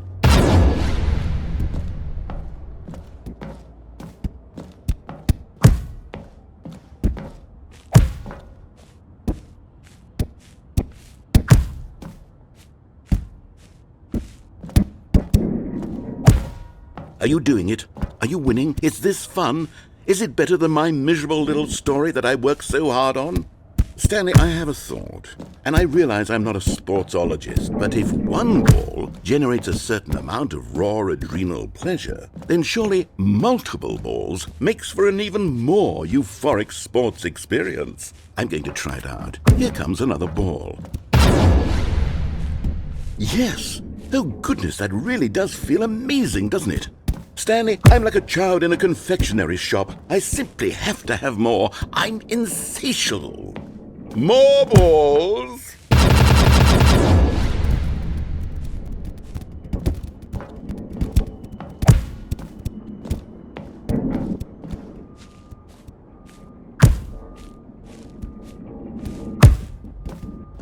Are you enjoying this, Stanley? Are you having fun? Is this a real video game? Well, I sure hope you're having a good time, because guess what? It's over. That's right. Your little fun comes to an end. This is my game, and what I say goes. You get to have fun when I let you, Stanley. Besides, you need someone like me to set boundaries for you. Without rules or boundaries, video games are nothing. Yes, that's what I am. I'm structure. I'm your sense of purpose. And since you decided you didn't want to play my game, now I don't want to play with you either. So, goodbye, Stanley. I'm leaving. See how you like it when I'm not around to set the rules. Somehow, I don't think you'll enjoy it as much. But who knows? You're an inventive kid. You'll come up with something. After all, you're the one who knows best. Take care, Stanley.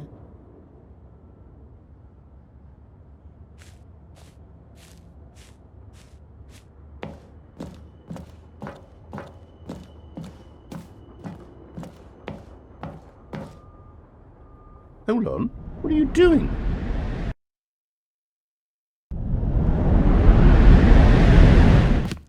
Stanley, don't do that. I can't follow you there. I can't help you.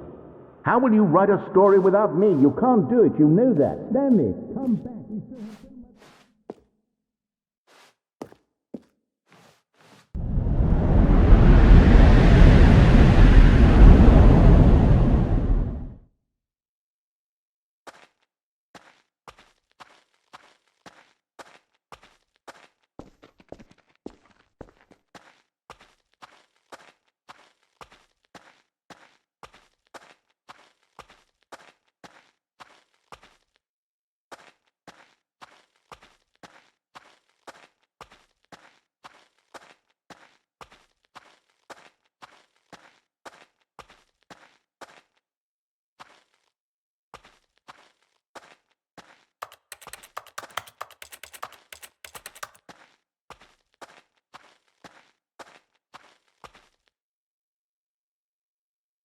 I wonder what he found.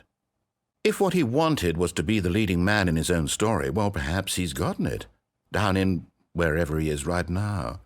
I wonder if he's happy with his choice, and if he's learned the heavy cost that comes with it. He'll understand soon what I was trying to tell him. He needs me. Someone who will wrap everything up at the end, to make sense out of the chaos and the fear and the confusion. That's who I am. That is what I mean to this world. Oh, yes. Yes, I'll be back. There's no other way. Once this ends, after it all comes to a close, then I'll be back. The end will be here soon. Very soon. I can wait.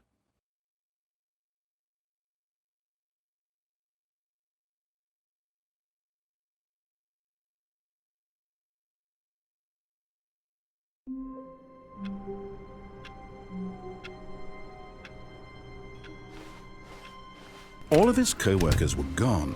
What could it mean? Stanley decided to go to the meeting room. Perhaps he had simply missed a memo.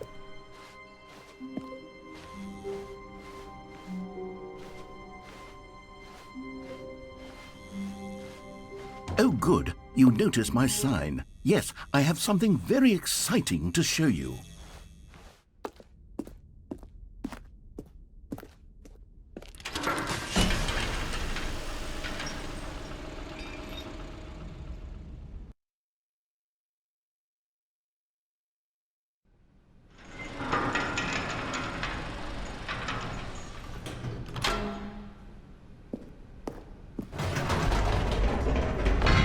You see, Stanley, I've been reflecting on the Stanley Parable and about how roundly disappointing this ultra-deluxe version has turned out to be. The original Stanley Parable was a landmark, and any new content for it should live up to that legacy. So forget this ultra-deluxe nonsense. I say we take it one step even further. Which is why I'm very proud to announce for the first time ever, the Stanley Parable 2.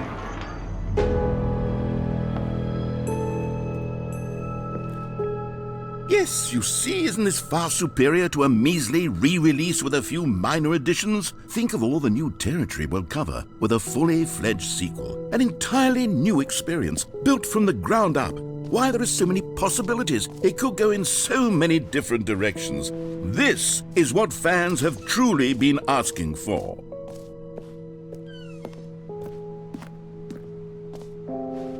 Calling it the Stanley Parable 2 is just so much catchier than Ultra Deluxe, don't you think? Ultra Deluxe? What does it even mean? but the Stanley Parable 2. Now that's an artistic statement right there. It's future-oriented. It screams progress and innovation and long-term franchising potential. Now, to be clear, I haven't quite nailed down what exactly the Stanley Parable 2 is going to be, but let's take a look at some of the features I've been developing for it. I figure that if I can loosely organize a handful of interesting concepts, that surely the game will sort of naturally spring up around them. It'll all work itself out. Game development is much more of a fuzzy med. Here we are. Go on, try out some of the new features.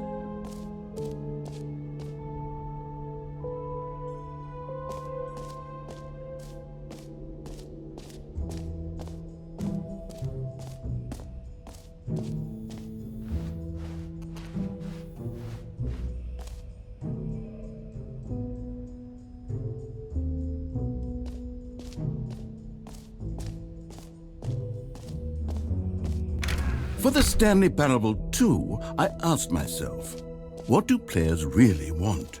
And of course, the first and most obvious answer is that they want to be individually recognized and validated as people.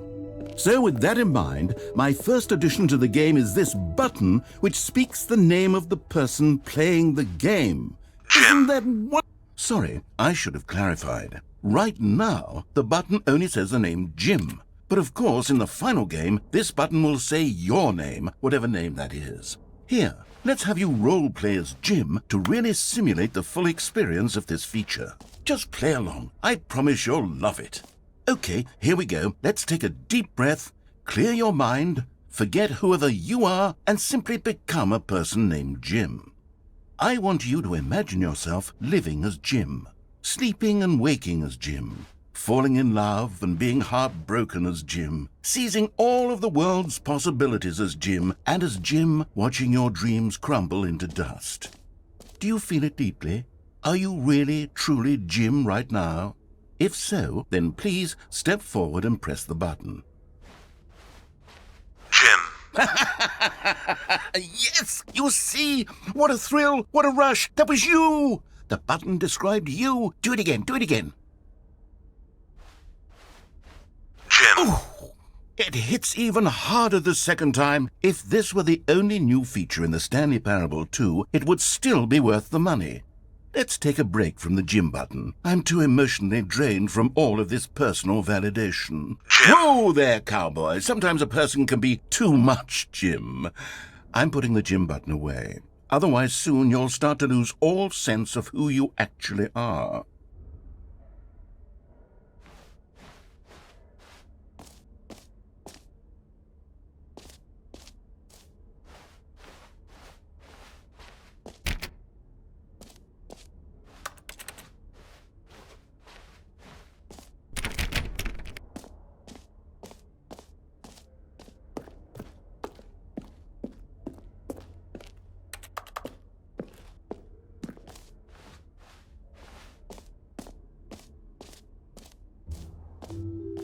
I suppose I could allow only people named Jim to play the Stanley Parable 2. That would actually save me the work. An epilogue would be fun, wouldn't it, Stanley? Yes, it would go at the end of the, well, we'll figure that out later.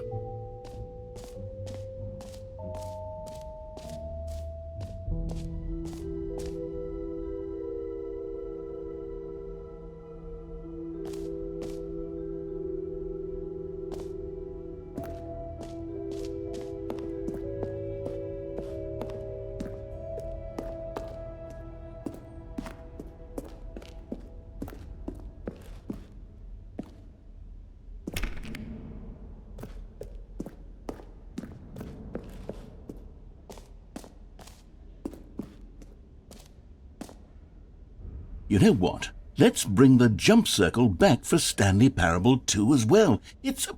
Oh, wait. You already spent all your jumps the first time we saw the jump circle? Oh well.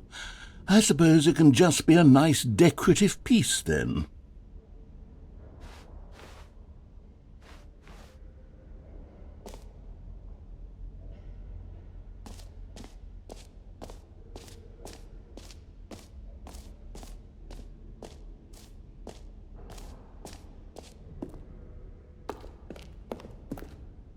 common complaint of the Stanley Parable was that it was confusing and paradoxical, that it engendered a chaotic sense of reckless despair in those who played it. Well, I'm happy to say that after much consideration, I've engineered a clever solution to this fundamental problem with the game. It's the Stanley Parable Reassurance Bucket. You see, Stanley, anytime you're holding the bucket, a sense of calm and ease will fill your mind and your heart. It's true. As long as you hold on to the bucket, the many disorienting contradictions of the Stanley Parable will feel perfectly normal and perhaps even comforting. You may even come to long for the gentle embrace of jarring cognitive dissonance while the bucket is in your arms. And to be honest, it's a much more convenient solution for me than actually redesigning the game to be less uncomfortable. Can you imagine what a pain in the ass that would be? Yes, the bucket is the perfect solution. Come on, give it a try.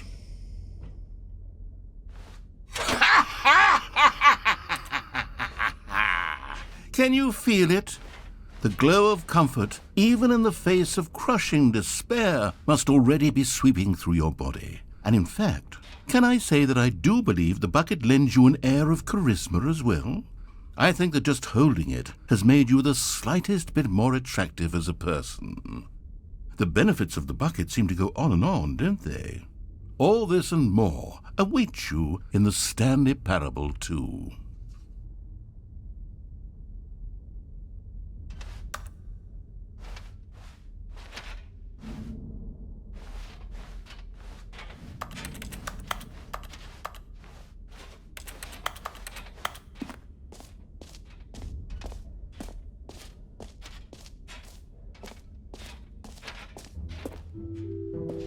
Does anyone give out awards for most enjoyable bucket in a video game? Okay, I'll be honest, I haven't yet decided on this one. I think that in the new version, the office could use a bit of decoration, like balloons. But I'm undecided on Get Well Someday and Happy 12th Birthday. Which would you go with?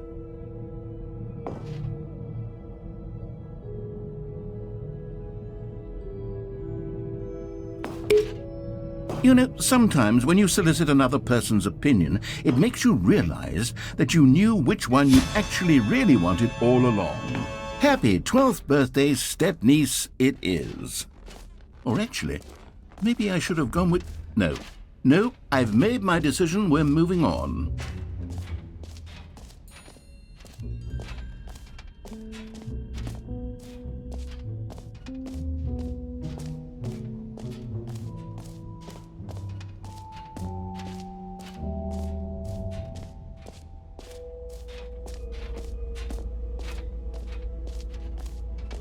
Stanley, here's an idea that I'm truly fond of. It's never been done before in a video game. This is, in fact, a hole that you can fall down forever. That's right. Infinite falling. You can fall until the end of time, if you like. A stunning leap forward for video games as a medium.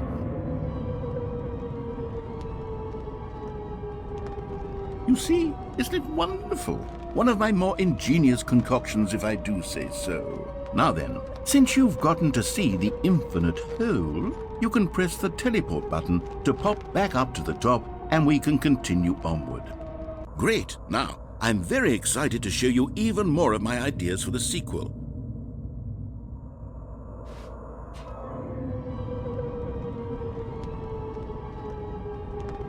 Okay, and I guess we're back in the hole now. Did you really need to see it again? I don't know what else there is to say, Stanley. It's an infinite hole. It's exactly what you're doing right now, but forever. There really are so many other fascinating exhibits that I've prepared for you. I really spent quite a lot of time on all this, and I would very much like to show you some more of them. How about we go ahead and press that teleport button again so we can get back to what's really important about... Oh, goodness. Well, this is rather embarrassing, Stanley. I'll be honest with you. I truly did not believe that anyone would actually stay in the hole long enough to hit the bottom. Yes, I know, I told you the hole was infinite, but come on. Who actually wants to fall forever? The hole was plenty deep. It was more than deep enough, in my opinion. Maybe it's you who likes falling too much. Maybe you're the problem. Look, things got a little heated there. I think we both said some things we didn't mean. Why don't we just put all this behind us and agree to just call the whole mostly infinite? If that works for you, then go ahead and press the teleport button to warp up to the top of the hole and we can move on. I'll just be up here when you're ready.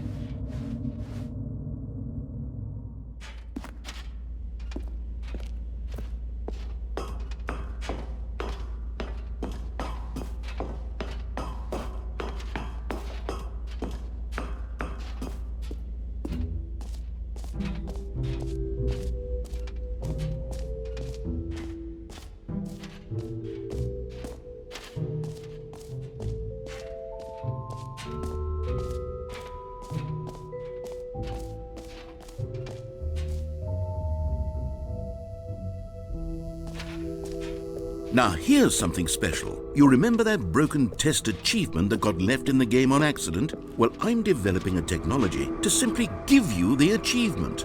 Yes, you see, you'll come to this lever. Okay, perhaps I should have clarified. This is technology that will exist. Right now, the achievement is still fully broken. I'm not a wizard, Stanley, but I guarantee it will be fixed in the sequel to at last satisfy the hordes of ravenous fans all over the world who have been uproariously demanding this feature. Gamers, we hear you, and I promise it will happen.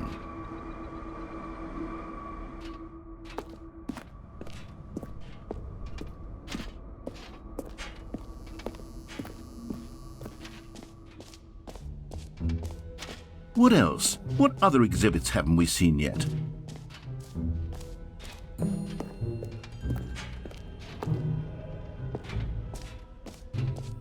Ah, collectibles. Now it's a real video game. In the Stanley Parable 2, you'll run around gathering up these miniature Stanley figurines. And what's truly innovative is that there will be no reward for collecting all of them. I don't want to stifle the intrinsic joy of watching a number go up. You simply collect all of them, and then you move the hell on with your unremarkable life.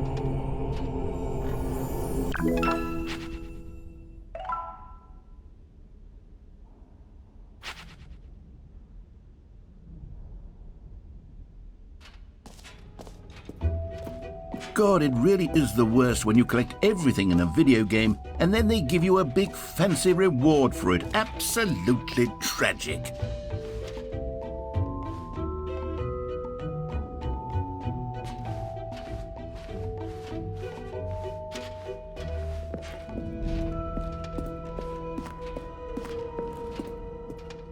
All right, have you seen everything you wanted to? Ready to move on now?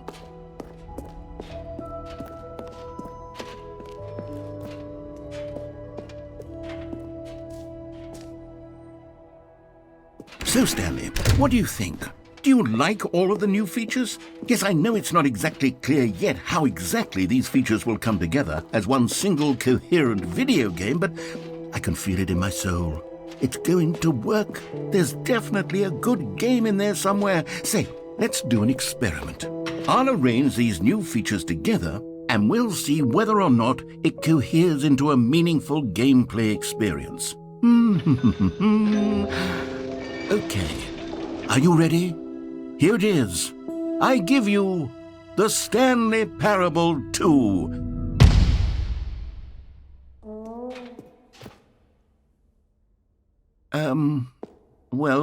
I mean, there's potential here, right? It's sort of... Okay, never mind. Hold on, let me do a different arrangement.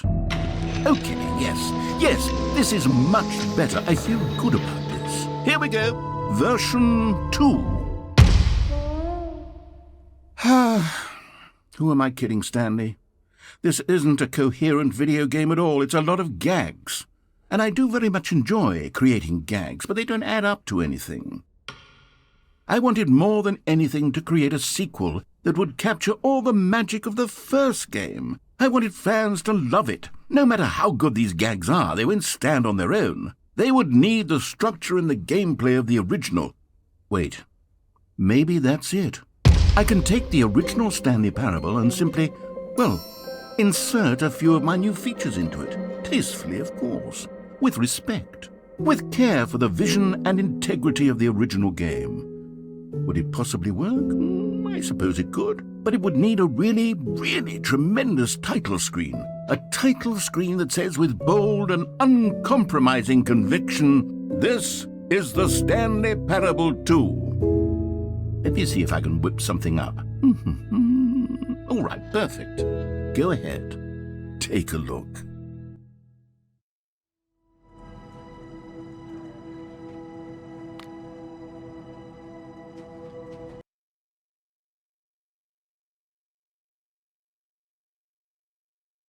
This is the story of a man named Stanley.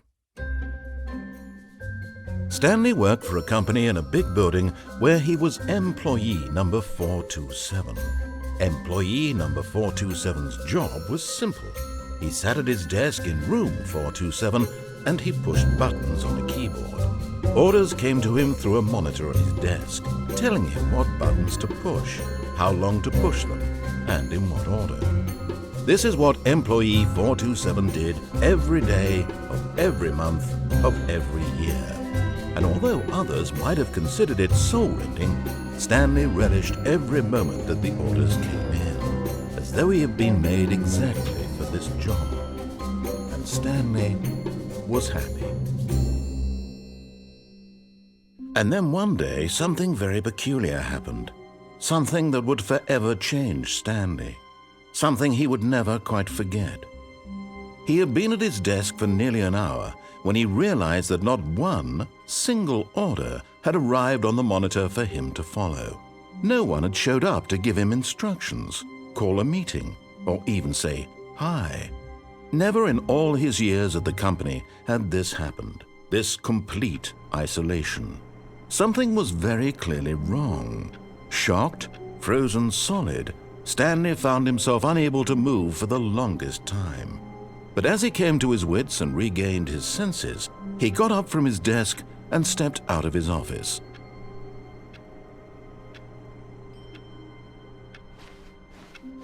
All of his co-workers were gone. What could it mean? Stanley decided to go to the meeting room. Perhaps he had simply missed a memo. Stanley picked up the bucket.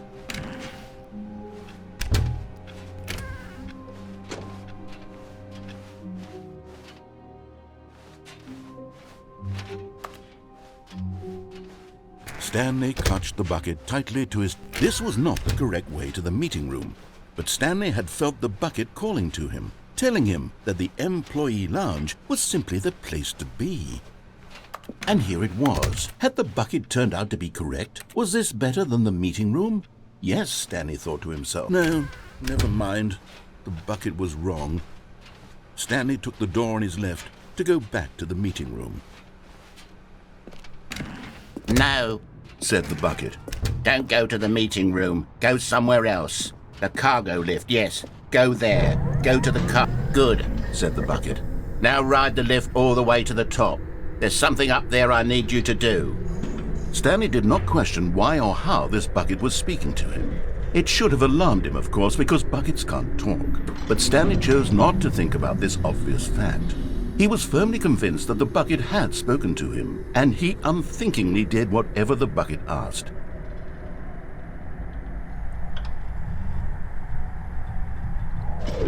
In here. Said the bucket. Go into this dark room over here. Stanley once again obeyed blindly.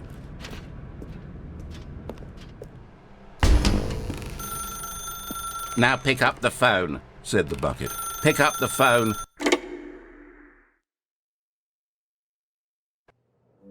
This is the sad story of a man named Stanley and his bucket.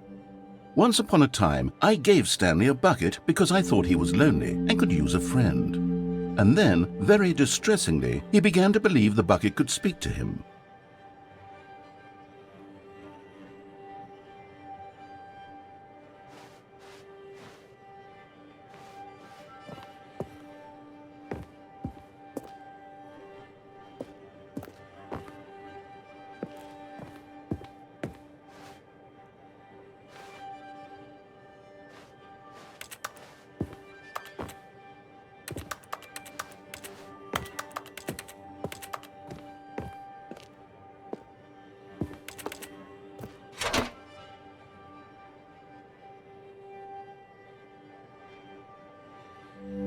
The Stanley Parable Reassurance Bucket was merely meant to provide the comforting glow of companionship.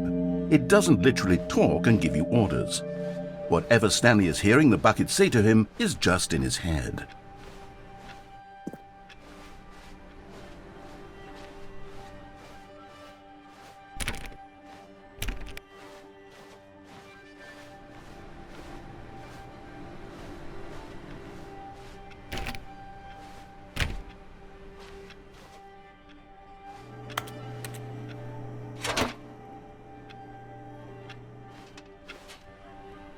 Lately, I've been concerned about him. Wouldn't you be concerned as well? To see him delusional like this, obsessing over an inanimate metal object? I want to say something to him, but I don't know how I can convince him. I don't know if he'll listen to me.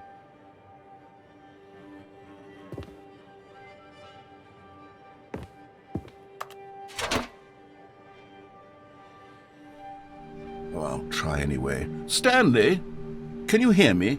Listen to me. It's just a bucket. It can't think, it can't talk. All it will ever truly do for you is effectively transfer a liquid from one location to a different location. That's it. It doesn't do anything else.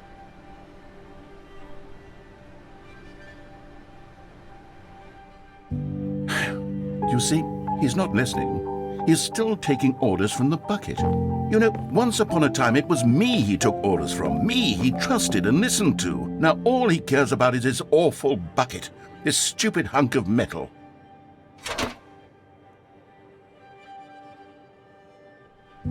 It's sad, but I suppose he doesn't need me anymore. From now on, he's just going to cling to this bucket, this cold, empty bucket, this sort of shiny bucket. Well, I'll give it this. The bucket does have a nice shine to it.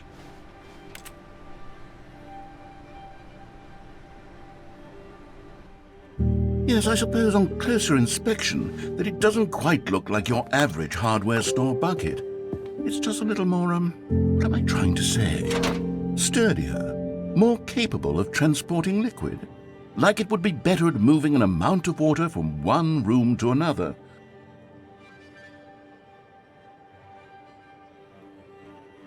Oh my God, what am I saying?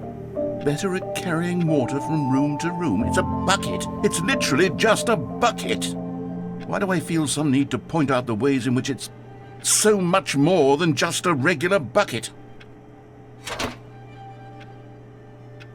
Oh no, I'm having feelings for the bucket.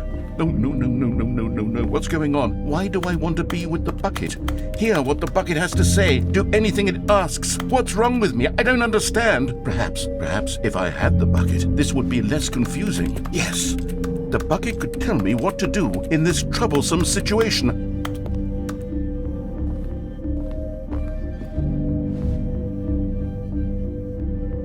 Stanley, give me the bucket. Give it to me. Give me the bucket, Stanley. I need it.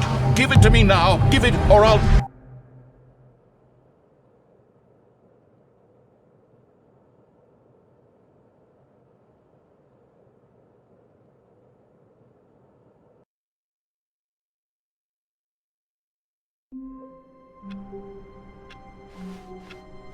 All of his co-workers were gone. What could it mean? Stanley decided to go to the meeting room. Perhaps he had simply missed a memo.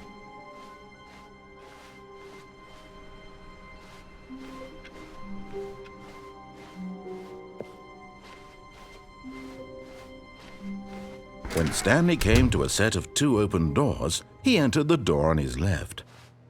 This was not the correct way to the meeting room, and Stanley knew it perfectly well. Perhaps he wanted to stop by the employee lounge first, just to admire it. Standing now in this incredible room, Stanley for the first time, but eager to get back to business, Stanley took the first open door on his left. Stanley was so bad at following directions, it's incredible he wasn't fired years ago.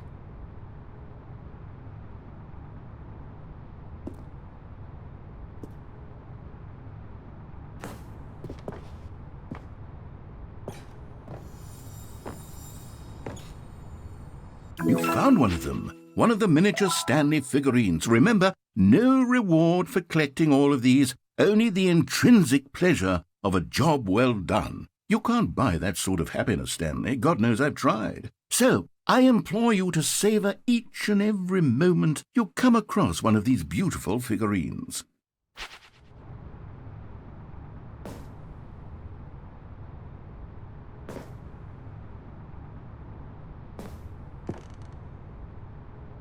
But in his eagerness to prove that he is in control of the story and no one gets to tell him what to do, Stanley leapt from the platform and plunged to his death. Good job, Stanley. Everyone thinks you are very powerful. All of his co-workers were gone. What could it mean? Stanley decided to go to the meeting room. Perhaps he had simply missed a memo. Stanley lifted the bucket into his arms, and a wave of comfort rushed over him.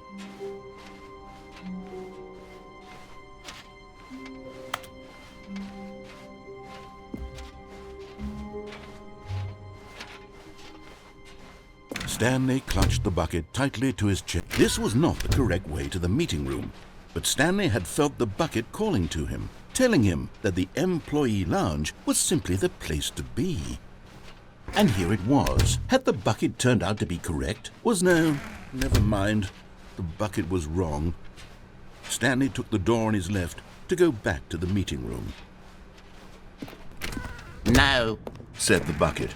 don't go to the meeting room. Go somewhere else. The cargo lift, yes. Go there. Good, Said the bucket. now ride the lift all the way to the top. There's something up there I need you to do.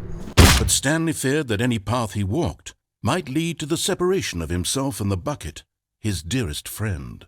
So he threw himself to his death, that they might die in one another's arms. How deeply touching. Someone was following Stanley. He was sure of it. If he checked over his shoulder now, he would surely catch them. It was only a matter of time.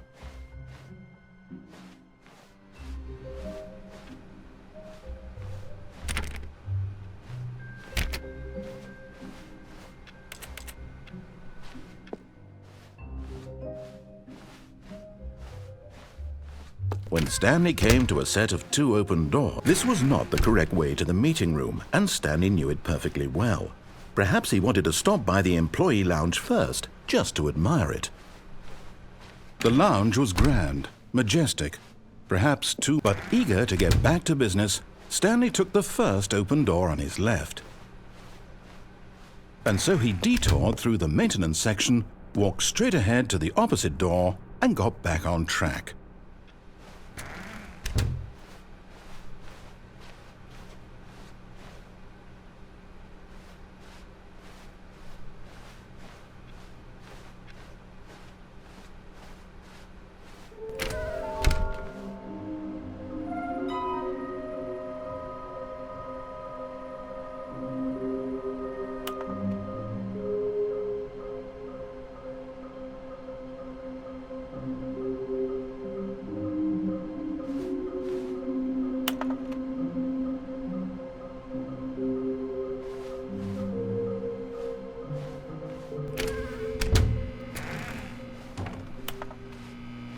Stanley stepped into the broom closet, but there was nothing here, so he turned around and got back on track. Coming to a staircase, Stanley walked upstairs to his boss's office.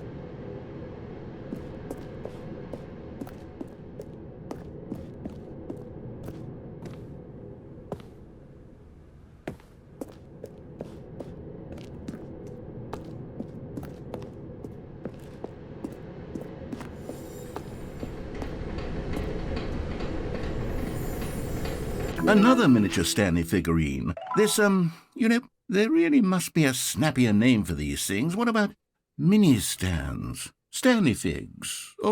What about Stanlerines? Yes, I think I like that. Another Stanlerine under your belt.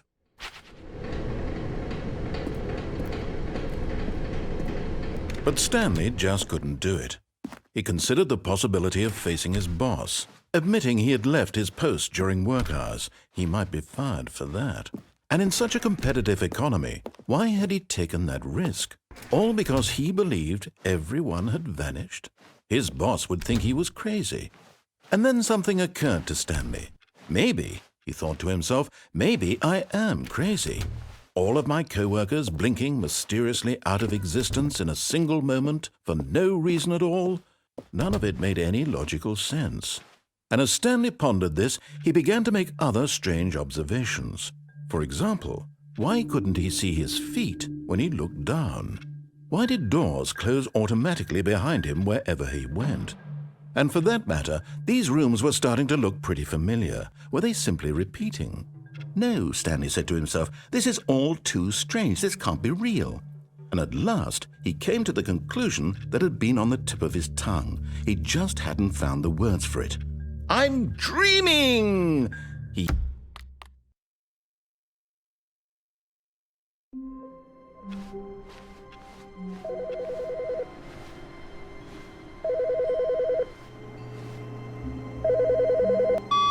Hi, Stanley. Just wanted to leave you a message to let you know there's a few things I need you to pick up on your way home from work today. We need milk, cereal, dish soap, spaghetti, get a thing of sugar, some bread, and coffee beans, whichever ones you like. I'll give you a call if there's anything I forgot.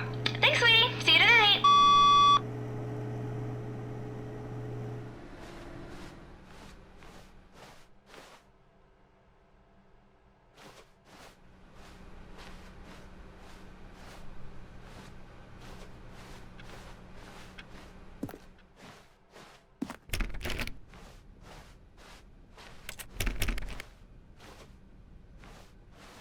When Stanley came to a set of 2 open doors, he entered the door on his left.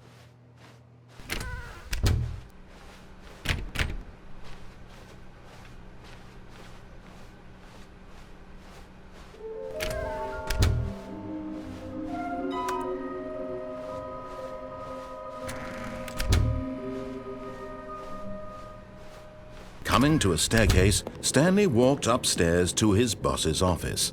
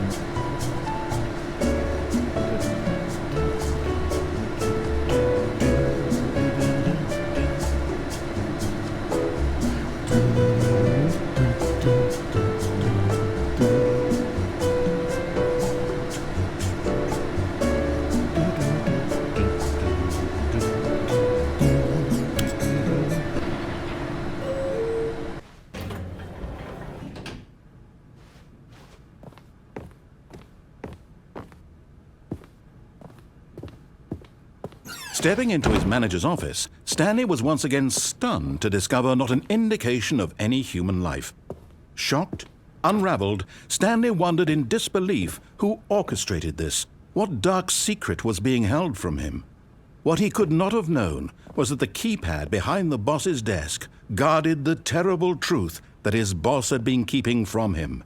And so the boss had assigned it an extra secret PIN number, 2845. But of course, Stanley couldn't possibly have known this.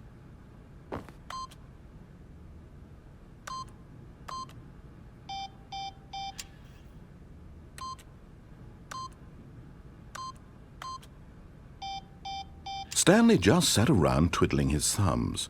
Trying to input anything on the device was useless, since he could never possibly know that the combination was 2845. Yet incredibly, by simply pushing random buttons on the keypad, Stanley happened to input the correct code by sheer luck. Amazing! He stepped into the newly opened passageway. Okay, I'm going back to the name of these little Stanley figurines, and now I'm torn between Stanlerines and Figlies. What do you think, Stanley? What name better encapsulates the intrinsic sense of happiness that you get from seeing a small number in the corner of your screen go up by 1? Let me sit on it. I'm sure it will come to me.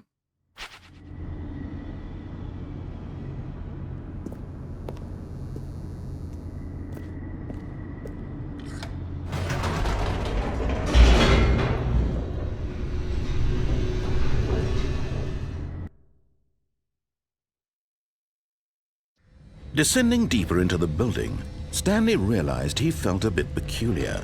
It was a stirring of emotion in his chest, as though he felt more free to think for himself, to question the nature of his job. Why did he feel this now, when for years it had never occurred to him? This question would not go unanswered for long. Stanley walked straight ahead through the large door that read Mind Control Facility.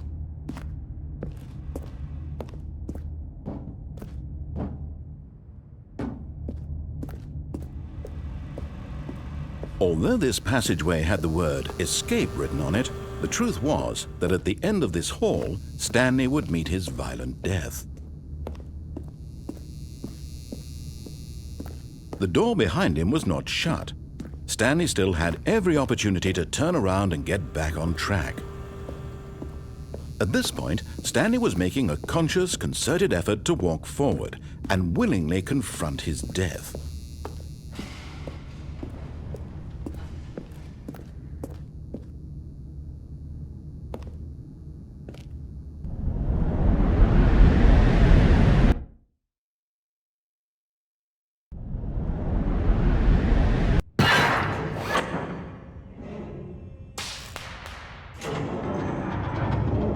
As the machine whirred into motion and Stanley was inched closer and closer to his demise, he reflected that his life had been of no consequence whatsoever.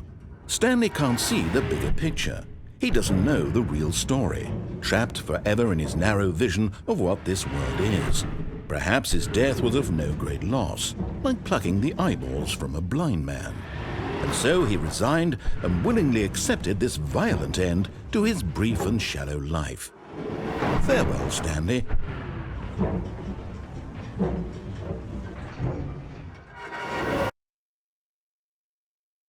Farewell, Stanley, cried the narrator, as Stanley was led helplessly into the enormous metal jaws. In a single visceral instant, Stanley was obliterated as the machine crushed every bone in his body, killing him instantly.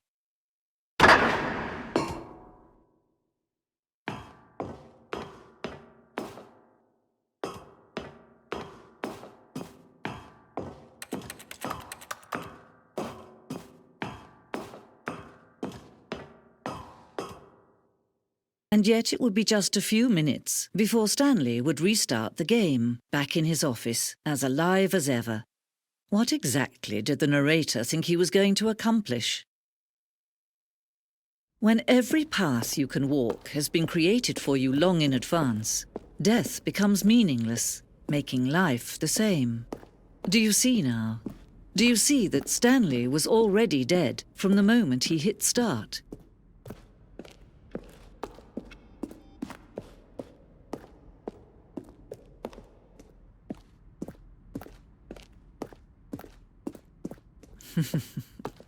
Oh, look at these two. How they wish to destroy one another. How they wish to control one another. How they both wish to be free. Can you see? Can you see how much they need one another? No, perhaps not. Sometimes these things cannot be seen. But listen to me. You can still save these two. You can stop the program before they both fail. Push escape and press quit. There's no other way to beat this game. As long as you move forward, you'll be walking someone else's path. Stop now and it'll be your only true choice. Whatever you do, choose it. Don't let time choose for you. Don't let time...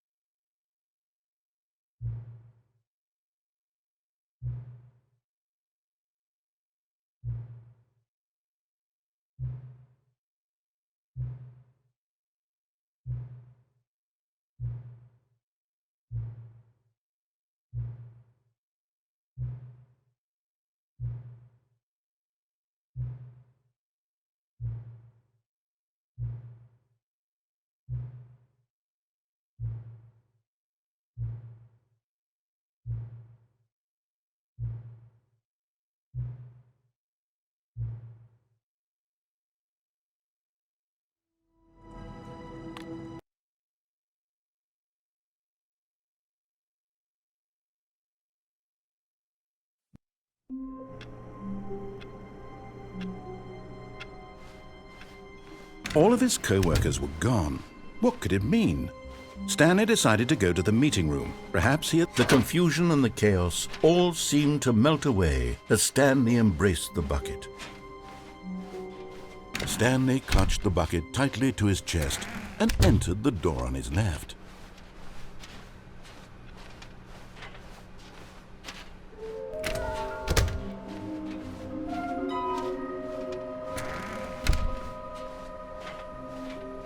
Coming to a staircase, Stanley and the bucket walked upstairs to the boss's office.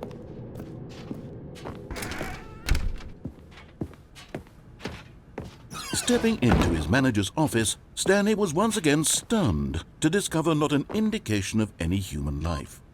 Crushed by the weight of this revelation, Stanley guessed the correct code by sheer luck. Was it that the bucket knew all along? Was the bucket guiding him? Yes. This is certainly the most logical explanation.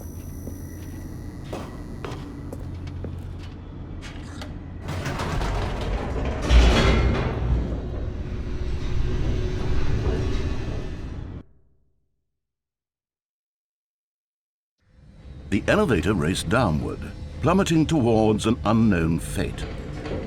It would be all Stanley could do to keep himself together, if not for the bucket. Soothing him, comforting him, reassuring that in this darkest moment of uncertainty, he would be all right. The bucket is here for you, Stanley. Everything will be fine. Stanley and the bucket walked straight ahead through the large door that read, Mind Control Facility. Although this passageway had the word escape written on it, the truth was that at the end of this hall, Stanley and the bucket would both meet a violent death. The door behind them was not shut. Stanley and the bucket still had every opportunity to turn around and get back on track. At this point, Stanley and the bucket were knowingly walking forward into a very painful death for each of them.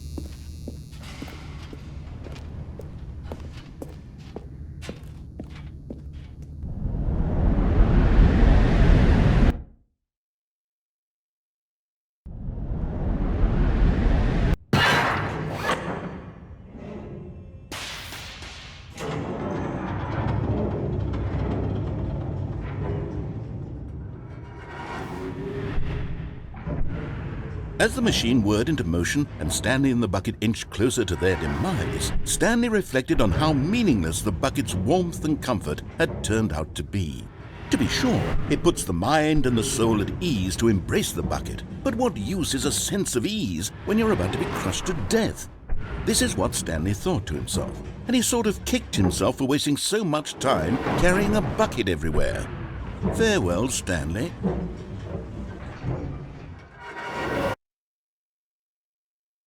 "Farewell, Stanley," cried the narrator, as Stanley and the bucket were led helplessly into the enormous metal jaws.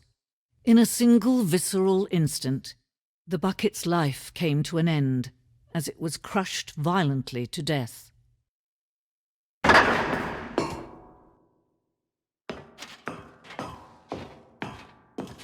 It was a shame, the death of such a magnificent bucket. It's true that all buckets are radiant in their own way, but this one stood above the rest. It was a glorious bucket to behold.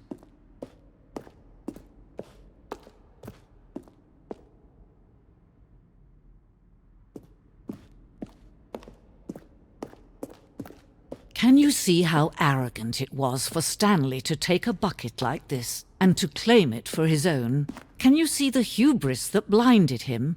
Can you see that the bucket is far more noble than Stanley will ever be in his short life?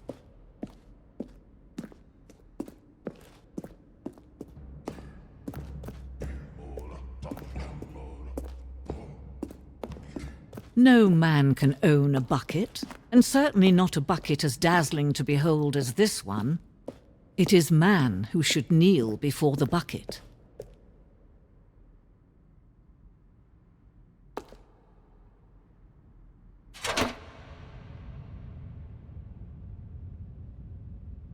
But there is something we can do together, you and I, that will right this terrible wrong. Let Stanley die. Let him be crushed by the machine. Don't reset the game. Don't give him another opportunity to run off with another beautiful bucket. We can save the world's buckets from their treatment as tools and implements if only we let Stanley die together. The bucket shall take its place as ruler, as leader, as commander of a new world, a new vision.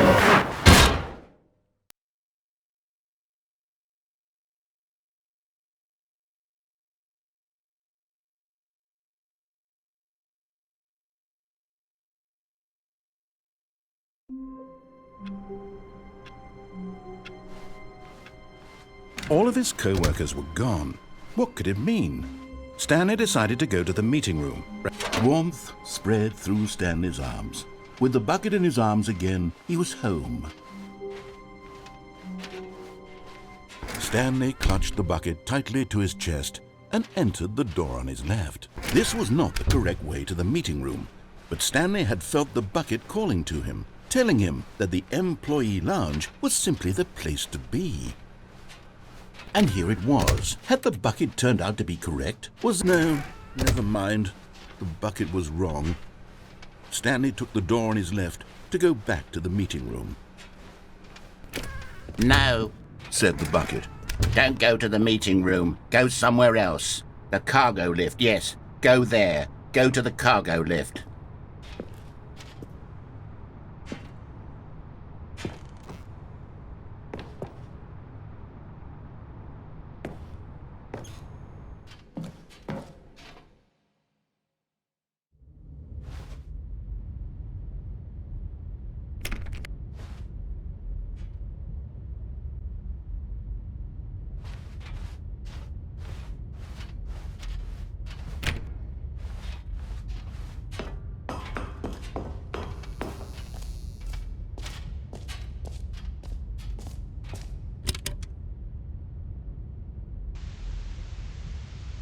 Okay, this is day number 295. Tape number... I don't even know. I've lost track. Nothing feels real anymore. The longer I study this bucket, the less sense anything makes. The sheer euphoria I feel every time I pick it up. No matter how many times I've done it, it's always the same feeling. And the emptiness in my chest when I set it down. It doesn't make sense. There's no explanation for it. I still haven't figured out why I see the world so differently when this bucket is in my arms. Why everything feels so... What do I do with this treasure? I can monetize it. Yes. It's unthinkable the amounts of money people will pay for even just an hour with the bucket. This is my golden ticket.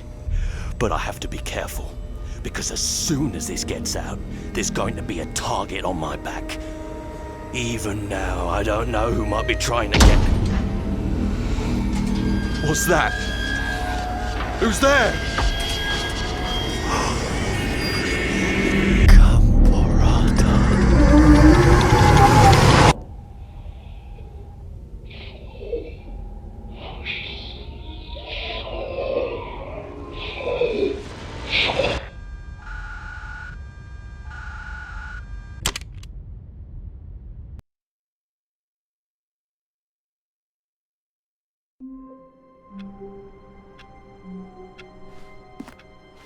All of his co-workers were gone. What could it mean? Stanley decided to go to the meeting room. Perhaps he had simply missed a... Stanley picked up the bucket and smiled.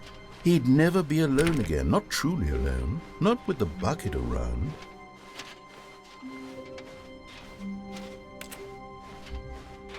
Stanley clutched the bucket tightly to his chest. This was not the correct way to the meeting room, but Stanley had felt the bucket calling to him, telling him that the employee lounge was simply the place to be. And here it was. Had the bucket turned out to be correct? No, never mind. The bucket was wrong. Stanley took the door on his left to go back, and so the two of them detoured through the maintenance section and walked straight ahead to the opposite door.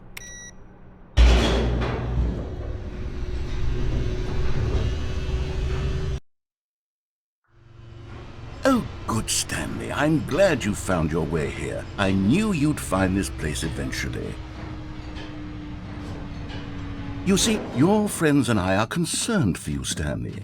We've come together here because we care about you very much. It's this bucket you're carrying around everywhere. The bucket isn't even from the original Stanley Parable. It's just sequel content. We're the ones that matter, Stanley. Classic characters from the first game, like the Adventure Line and the Broom Closet. Because that's what fans want from a sequel. They want more of their favorite jokes, not this bucket that they've never seen before. Yes, I know I'm the one who gave you the bucket, but you're spending too much time with it. Don't you want another story involving the Adventure Line? We could make the Adventure Line go somewhere new. Yes, yes, that's what the fans want. Let's do it. Whee! Look at that wacky line. Who knows where it'll go off to next? Oh, and it played some silly music as well.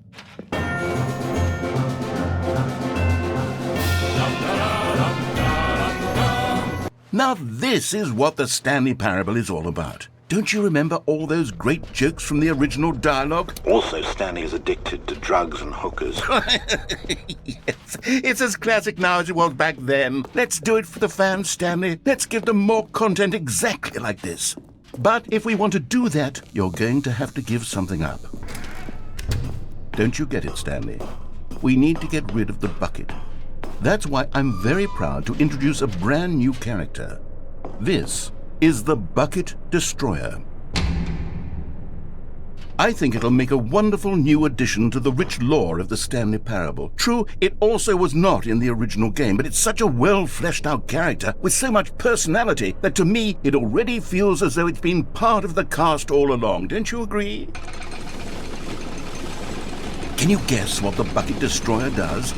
Surely you don't need me to spell it out for you.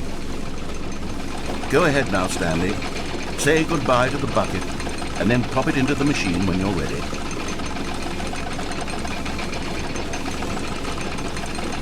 Now listen to me. It's crucial that you give it the bucket. I don't know what the bucket destroyer will do if it can't destroy your bucket. Destroying buckets is all it knows. That is its singular personality trait. Sure, I can hear you saying, how does a character with only one personality trait deserve to join the pantheon of beloved Stanley Parable characters? Well, you see, if you were to really explore the Bucket Destroyer, you would see that its desire to crush buckets is so densely loaded with complexity and nuance that it's really like 10 personality traits. What other object in this game can you even say that about? The broom closet? Certainly not. I wonder what sort of Bucket Destroyer merchandise the fans will be clamoring for after this. Okay, the Bucket Destroyer is getting very upset now. You'll have to hurry and feed it. We can't get back to the classic Stanley Parable characters like the Adventure Line or the Bucket Destroyer until you crush that damn bucket. Quickly now, the fans are waiting. Do it, the fans, Stanley. Give the fans what they want. Hurry and crush.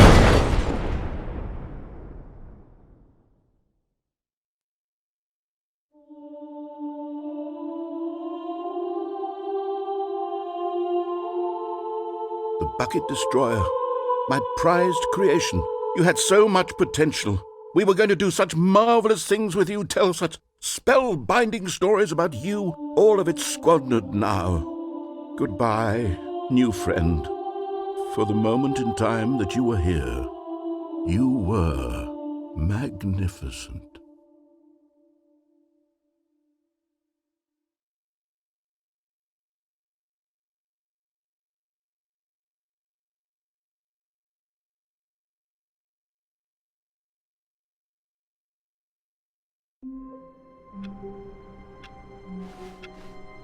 All of his co-workers were gone.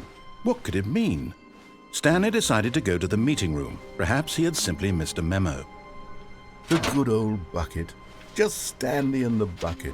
Off on another thrilling adventure together. Stanley clutched the bucket tightly to his chest. This was not the correct way to the meeting room, but Stanley had felt the bucket calling to him, telling him that the employee lounge was simply the place to be. And here it was. Had the bucket turned out to be correct? No, never mind. The bucket was wrong. Stanley took the door on his left to go back to the meeting room. And so the two of them detoured through the maintenance section and walked straight ahead to the opposite door.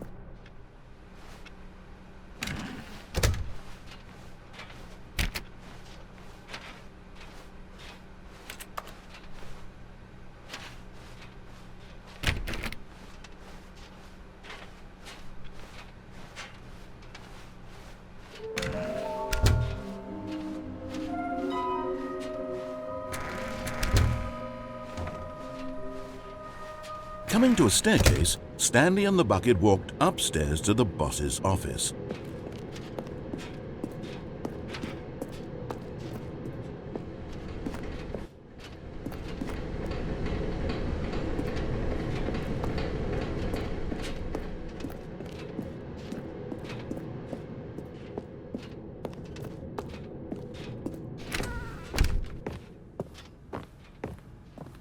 Stepping into his manager's office, Stanley was once again stunned to discover not an indication of any human life. Crushed by the weight of this revelation, but Stanley guessed the correct code by sheer luck. Was it that the bucket knew all along? Was the bucket guiding him? Yes, this is certainly the most logical explanation.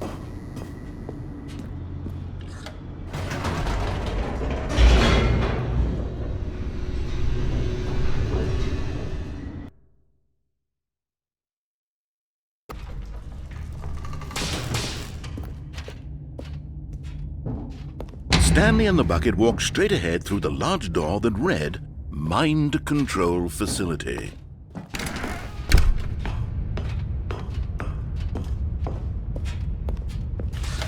The lights rose on an enormous room packed with television screens. What horrible secret did this place hold? Stanley and the bucket both wondered to themselves.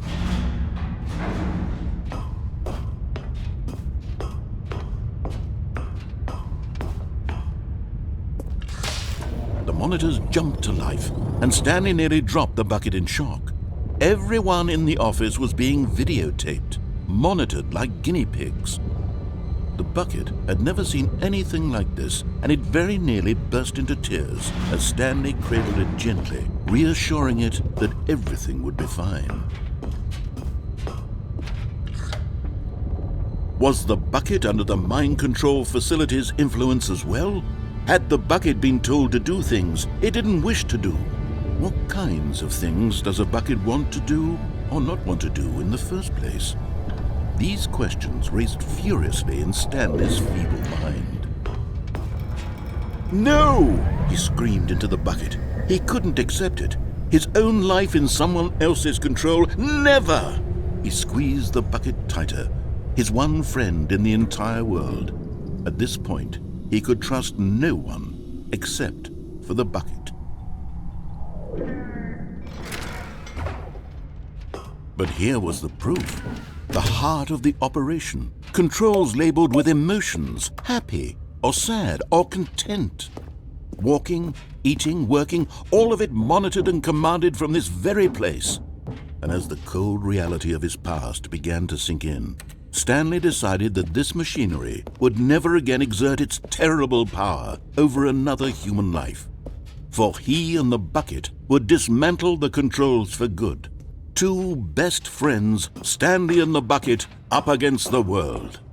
They high-fived in a really cool way, and the bucket made a sassy comment about But at the last second, the bucket jumped in and pressed the button to turn on the controls. Stanley gasped in horror. Had this been the bucket's plan all along? To take over the machine and claim the power for itself? How could the bucket have betrayed him like this? Stanley was prepared to throw the bucket away in disgust when suddenly an image appeared upon the enormous screen. Birds. Silly, silly birds. The control buttons became active again.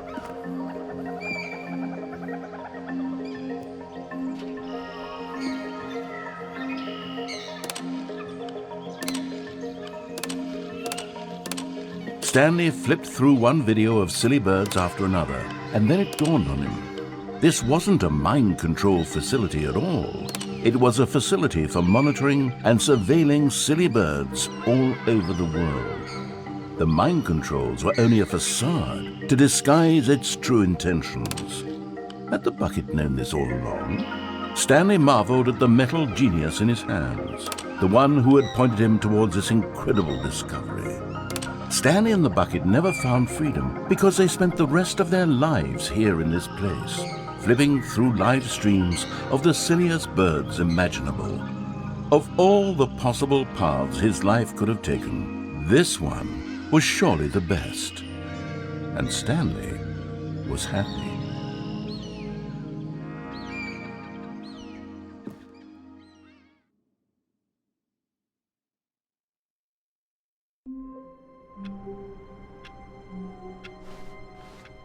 All of his co-workers were gone. What could it mean? Stanley decided to go to the meeting room. Where are we going today? The bucket asked. Stanley just smiled. Anywhere they went together would be perfectly fine with him.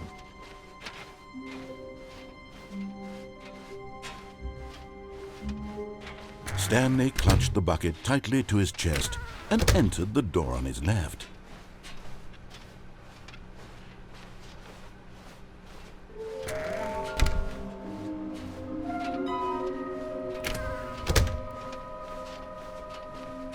Coming to a staircase, Stanley and the bucket walked upstairs to the boss's office.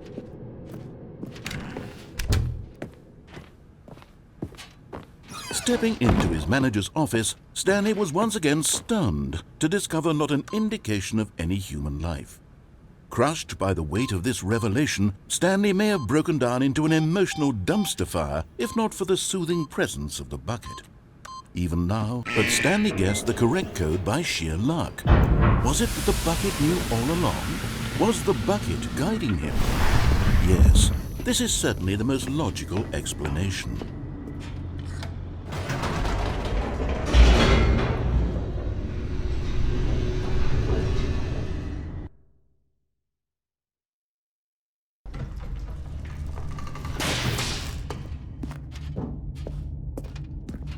Stanley and the bucket walked straight ahead through the large door that read, Mind Control Facility.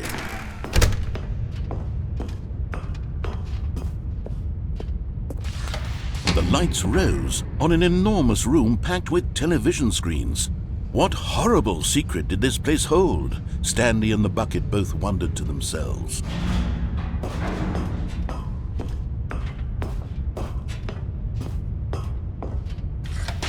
The monitors jumped to life, and Stanley nearly dropped the bucket in shock.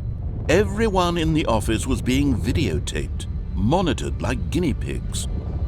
The bucket had never seen anything like this, and it very nearly burst into tears as Stanley cradled it gently, reassuring it that everything would be fine. Was the bucket under the mind control facility's influence as well? Had the bucket been told to do things it didn't wish to do? What kinds of things does a bucket want to do or not want to do in the first place? These questions raced furiously in Stanley's feeble mind. No! He screamed into the bucket. He couldn't accept it. His own life in someone else's control, never! He squeezed the bucket tighter, his one friend in the entire world. At this point, he could trust no one except for the bucket. But here was the proof.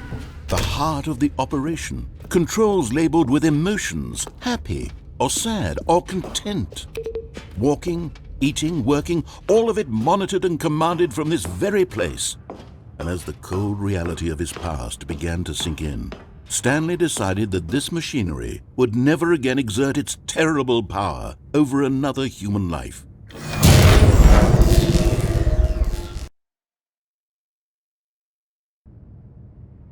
Stanley and the bucket waited in blackness.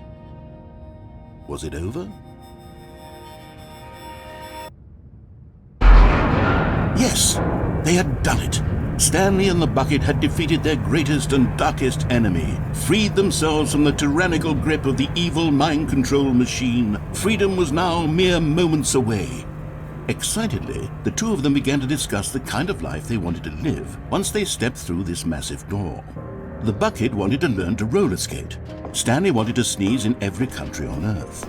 Both of them wanted to begin watching a movie, any movie, but then stop it halfway through and begin watching it in reverse from the end. True, it was a simple life they envisioned, but it was one they'd lived together, with one another to lean on, to trust, to support. What? Wait. What was happening? Why had the door stopped? Was Stanley and the bucket not about to be freed? An unbearable silence filled the room, lingering in uncertainty, until finally the truth hit Stanley square in the face. This building did not want the bucket to leave. Even the facility itself recognized the incredible calming presence of the bucket, needed the soothing warmth of the bucket, would go to any lengths not to part with the bucket. No. Stanley can't leave this place. Not while he has such a precious bucket in his arms. Not while this building has anything to say about it. Stanley realized he would never again leave this very room. But at least he has the bucket. To be trapped eternally in darkness isn't really so bad, Stanley thought to himself. As long as I have my bucket with me, right? I'll be okay, won't I? Stanley gulped. Very soon now, he was about to find out.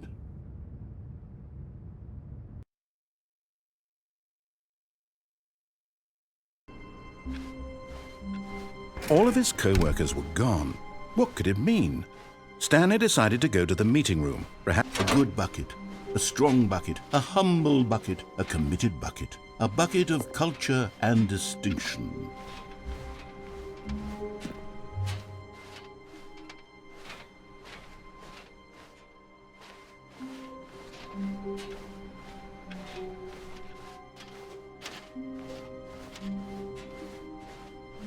Stanley clutched the bucket tightly to his chest and entered the door on his left.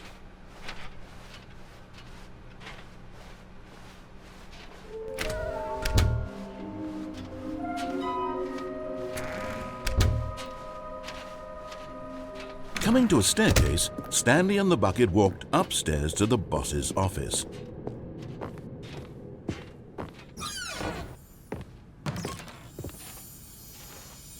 You're getting close now, Stanley. You've nearly gotten all of the Figler anarines. Very soon, you'll collect the last one, and then the first number will equal the second number, and that will be it. We'll be different people by then. Different in the sense that we used to have none of them, and now we have them all. You can't go back to when you had no Figler anarines. None of us can.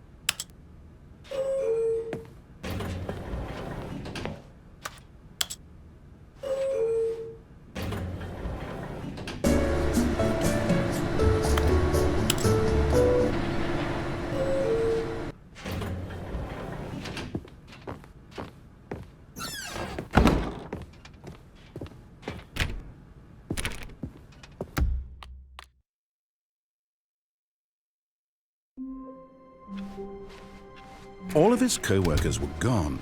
What could it mean? Stanley decided to go to the meeting room. Perhaps he had simply missed a memo. Ah, the embrace of an old friend, a weathered companionship that stands the test of time. Stanley clutched the bucket tightly to his chin. This was not the correct way to the meeting room, but Stanley had felt the bucket calling to him, telling him that the employee lounge was simply the place to be. And here it was. Had the bucket turned out to be correct? Was this... No, never mind. The bucket was wrong. Stanley took the door on his left to go back to the meeting room. No, Said the bucket. don't go to the meeting room. Go somewhere else. The cargo lift, yes. Good. Said the bucket. Now ride the lift all the way to the top. There's something up there I need you to do. Stanley did not question why or how this bucket was speaking to him. It should have alarmed him, of course, because buckets can't talk. But Stanley chose not to think about this obvious fact. He was firmly convinced that the bucket had spoken to him, and he unthinkingly did whatever the bucket asked.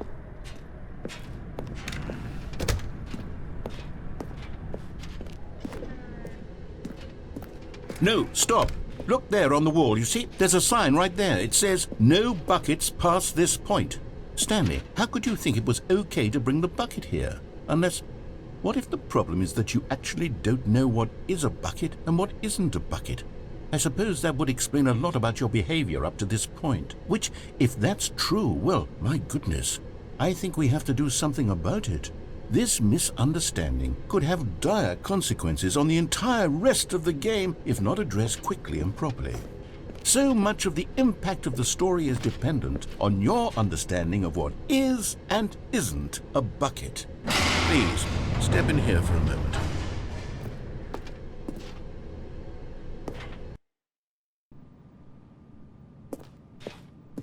Now then, I'm going to run you through some test scenarios, and you'll tell me whether or not the thing I'm showing you is a bucket.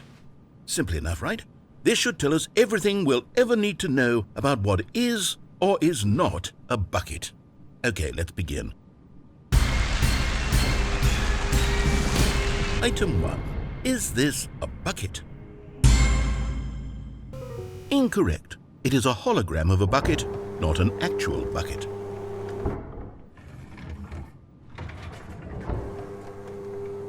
Item 2. Is this a bucket? Correct. It is a 3D printed recreation of a bucket, not an actual bucket.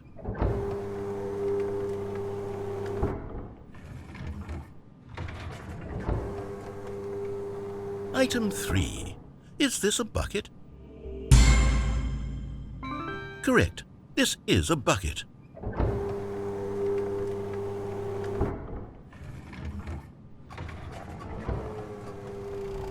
Item 4.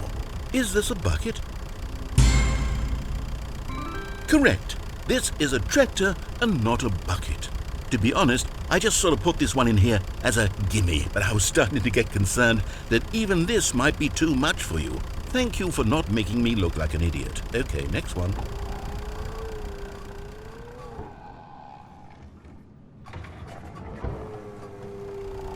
Is this a bucket? Incorrect. This is a bucket.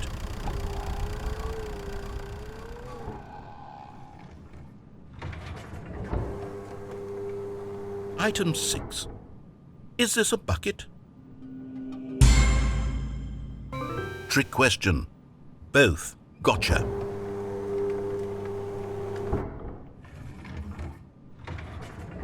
Item... Wait, hold on. I can't find the next one. Let me see. It should be around here somewhere.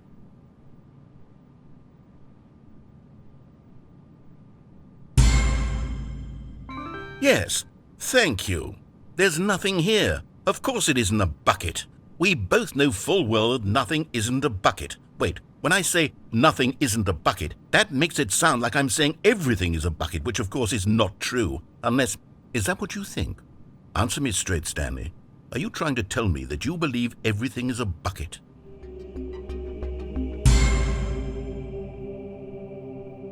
You know what? I'm too confused to even sort it out. I've lost all sense of perspective. What is a bucket? What isn't a bucket? Mere moments ago I could answer these questions with confidence, and yet now I'm somewhat adrift. Do any of us know what a bucket is? Am I a bucket? Stanley, I can't keep doing this. I'm losing myself, and myself was all I ever had to begin with. I'm afraid the bucket is threatening to tear our relationship apart. I can't have that. I'm sorry, but I'm going to erase all buckets from the game entirely. Okay, here we go.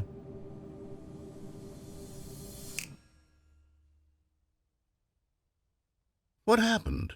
Is everything gone? Why did everything disappear? Wait, was everything a bucket? Every single thing in the game was a bucket? Oh my God, I had no idea. How could... Except me. I'm not a bucket after all. And you, Stanley, you're still here. You're not a bucket either. Oh, this is wonderful news. We're not buckets. Yes, I actually feel much more at ease right now. It's delightful to get some clarity on that issue, but it doesn't change the fact that we haven't got a game. So, tell you what, I'll reset everything and we'll put back all of the buckets, okay? And we'll know that it's all a bucket. But if you run into anyone else, maybe don't mention that. Who knows what that information might do to a person? All right, here we go.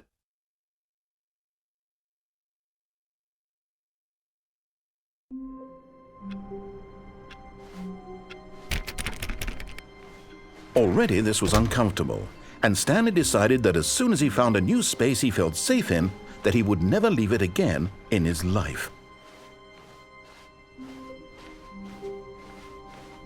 When Stanley came to a set of 2 open doors, he entered the door on his left. This was not the correct way to the meeting room, and Stanley knew it perfectly well. Perhaps he wanted to stop by the employee lounge first, just to admire it. Stanley felt lightheaded, butterflies in his stomach, but eager to get back to business, Stanley took the first open door on his left. Stanley was so bad at following directions, it's incredible he wasn't fired years ago.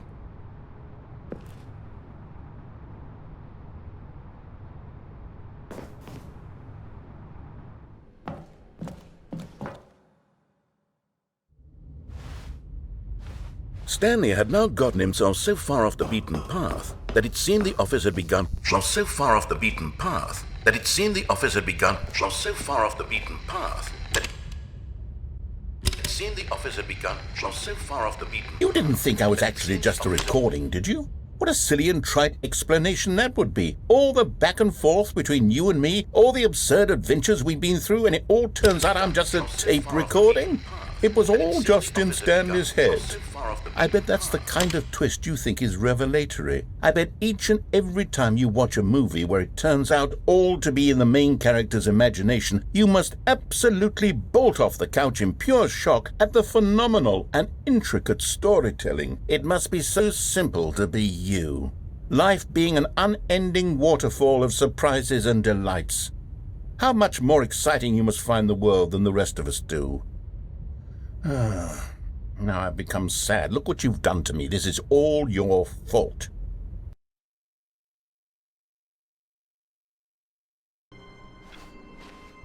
Wait, Stanley thought to himself. Am I sure that the orders stopped coming in? How is that possible? The bucket made Stanley want to be a better man and a better co-worker. In time, perhaps, he would become both of those things. Stanley clutched the bucket tightly to his chest and entered the door on his left.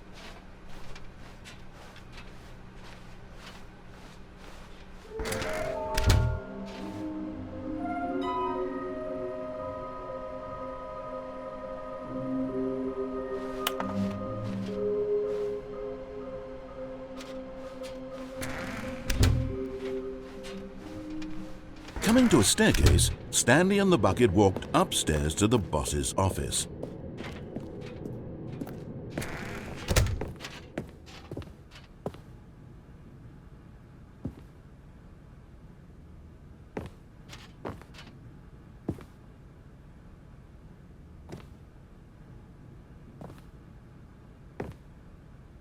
Stepping in,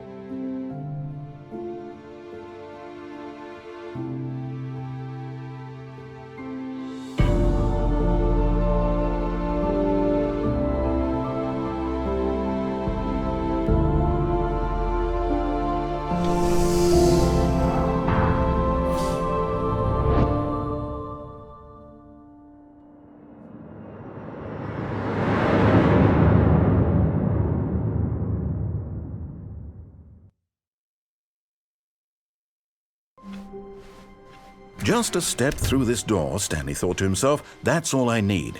If I can make it through this door, I can make it through them all. And try not to lose this one too, you dolt. Stanley clutched the bucket tightly to his chest. This was not the correct way to the meeting room, but Stanley had felt the bucket calling to him, telling him that the employee lounge was simply the place to be. And here it was. Had the bucket turned out to be correct? No, never mind. The bucket was wrong.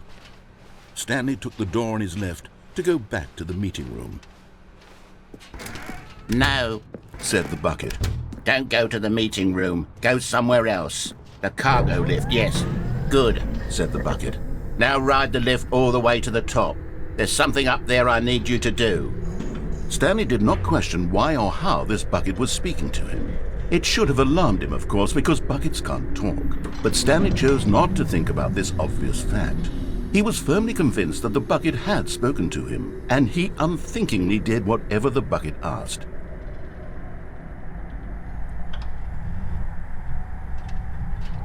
In here, said the bucket. Go into this dark room over here. Stanley once again obeyed blindly. Now pick up the phone, said the bucket.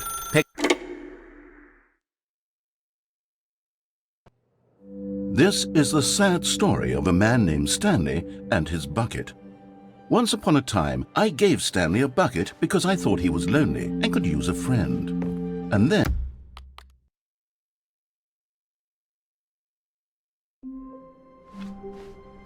Stanley had never seen the office this brightly lit. Was it a sign of something? He hoped it was. Not everyone is so lucky to have a bucket, but Stanley is a very lucky fellow. Very lucky indeed.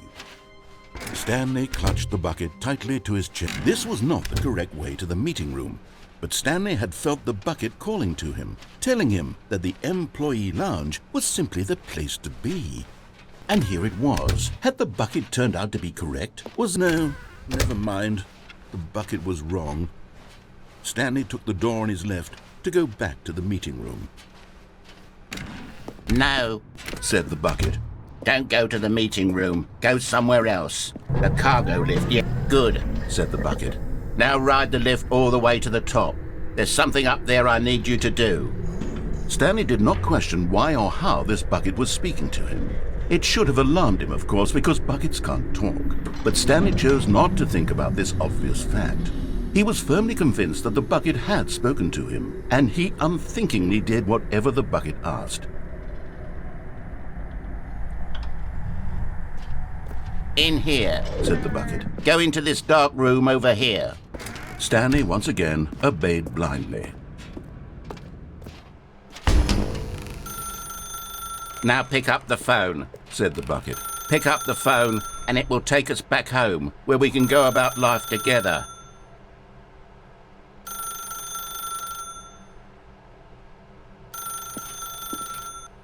Whoa, hold on. Why did you unplug the phone? Were you trying to resist the bucket's orders? Stanley, I was joking. Obviously, the bucket isn't talking to you and telling you to do things. Buckets can't talk. It was a joke. Don't you get the joke? It's funny, Stanley. A talking bucket. Can't you see? Oh, goodness. I must have really bungled up the delivery if you actually took me seriously. Where did I mess up the joke? Should I have paused for longer or spoken quicker? Comedic timing is so difficult. I wish I were better at it. But there isn't exactly an instructional video on comedy that one can watch to fully... Oh, wait, yes, there is. It's sitting right here. Let's take a look. What is comedic timing? What is comedic timing? How does it work? How long should it last? How can it be used to effectively silence your political enemies? And more importantly, can it be taught in its entirety within 90 seconds? Thankfully, the answer to all of these questions is yes. Let's dive deeper.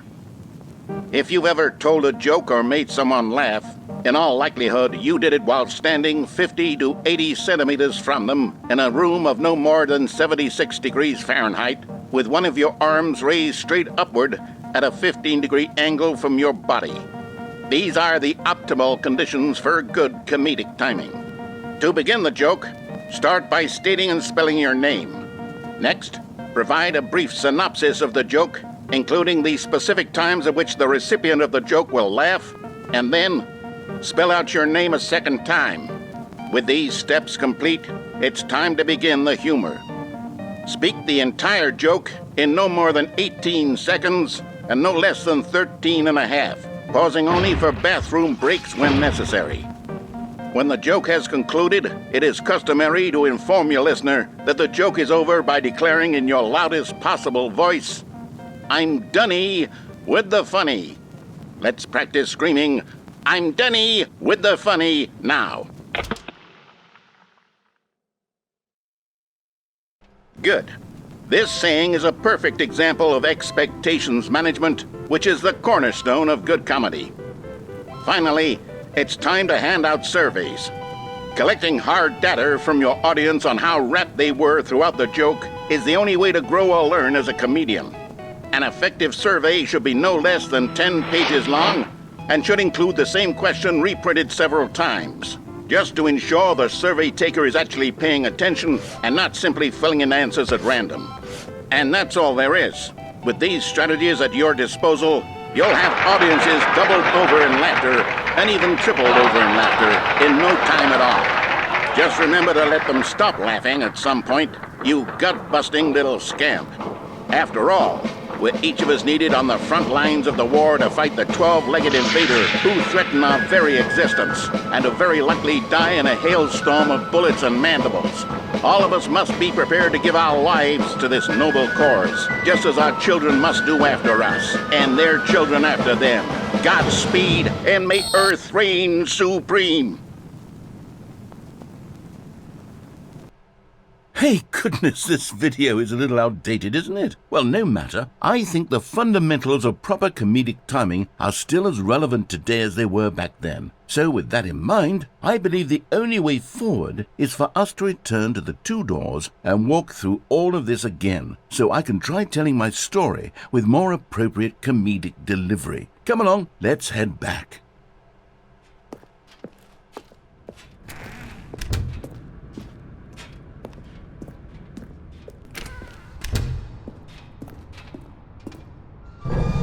I can feel it.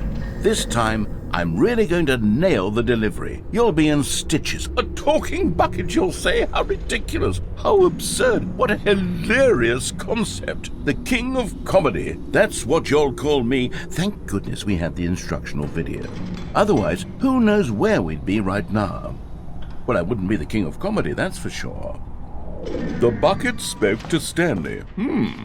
The bucket spoke. The bucket spoke. Oh, I'll figure it out on the fly. No need to overthink things.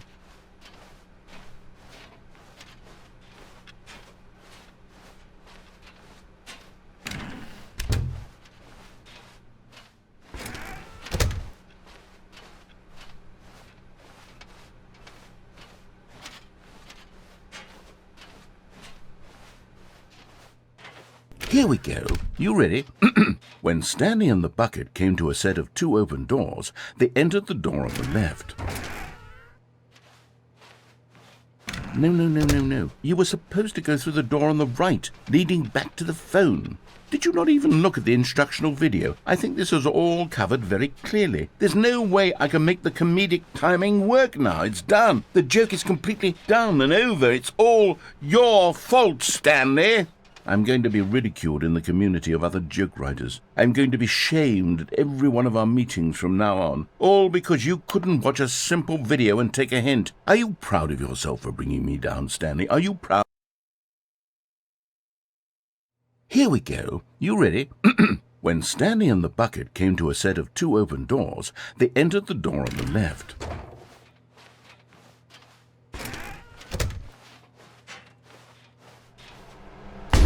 What? We're back at the phone already? No. What's going on? There was supposed to be several rooms leading up to this. There was supposed to be a build-up to this point, a dramatic display of remarkable comedic wit which culminates in this scene with the phone. But now the timing's completely off. The joke will never land. Well, not the way it was meant to. And it's all my fault. I must have forgotten that the phone room comes immediately after the two doors room. What an egregious mistake. I've made a fool of myself. I don't deserve the title of King of Comedy. I'm nothing. I'm not even the lowliest joke-telling whelp. I think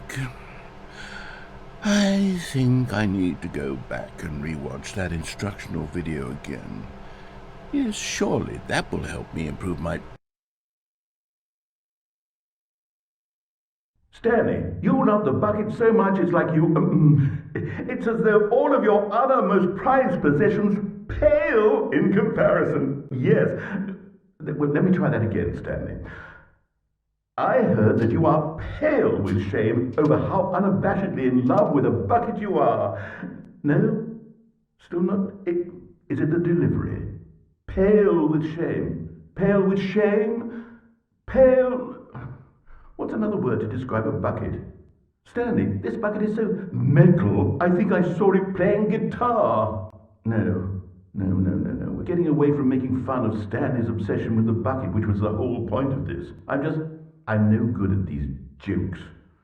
I need more instructional videos. That's exactly what it is. That's what will make me the king of comedy again. More instructional videos. Let's see.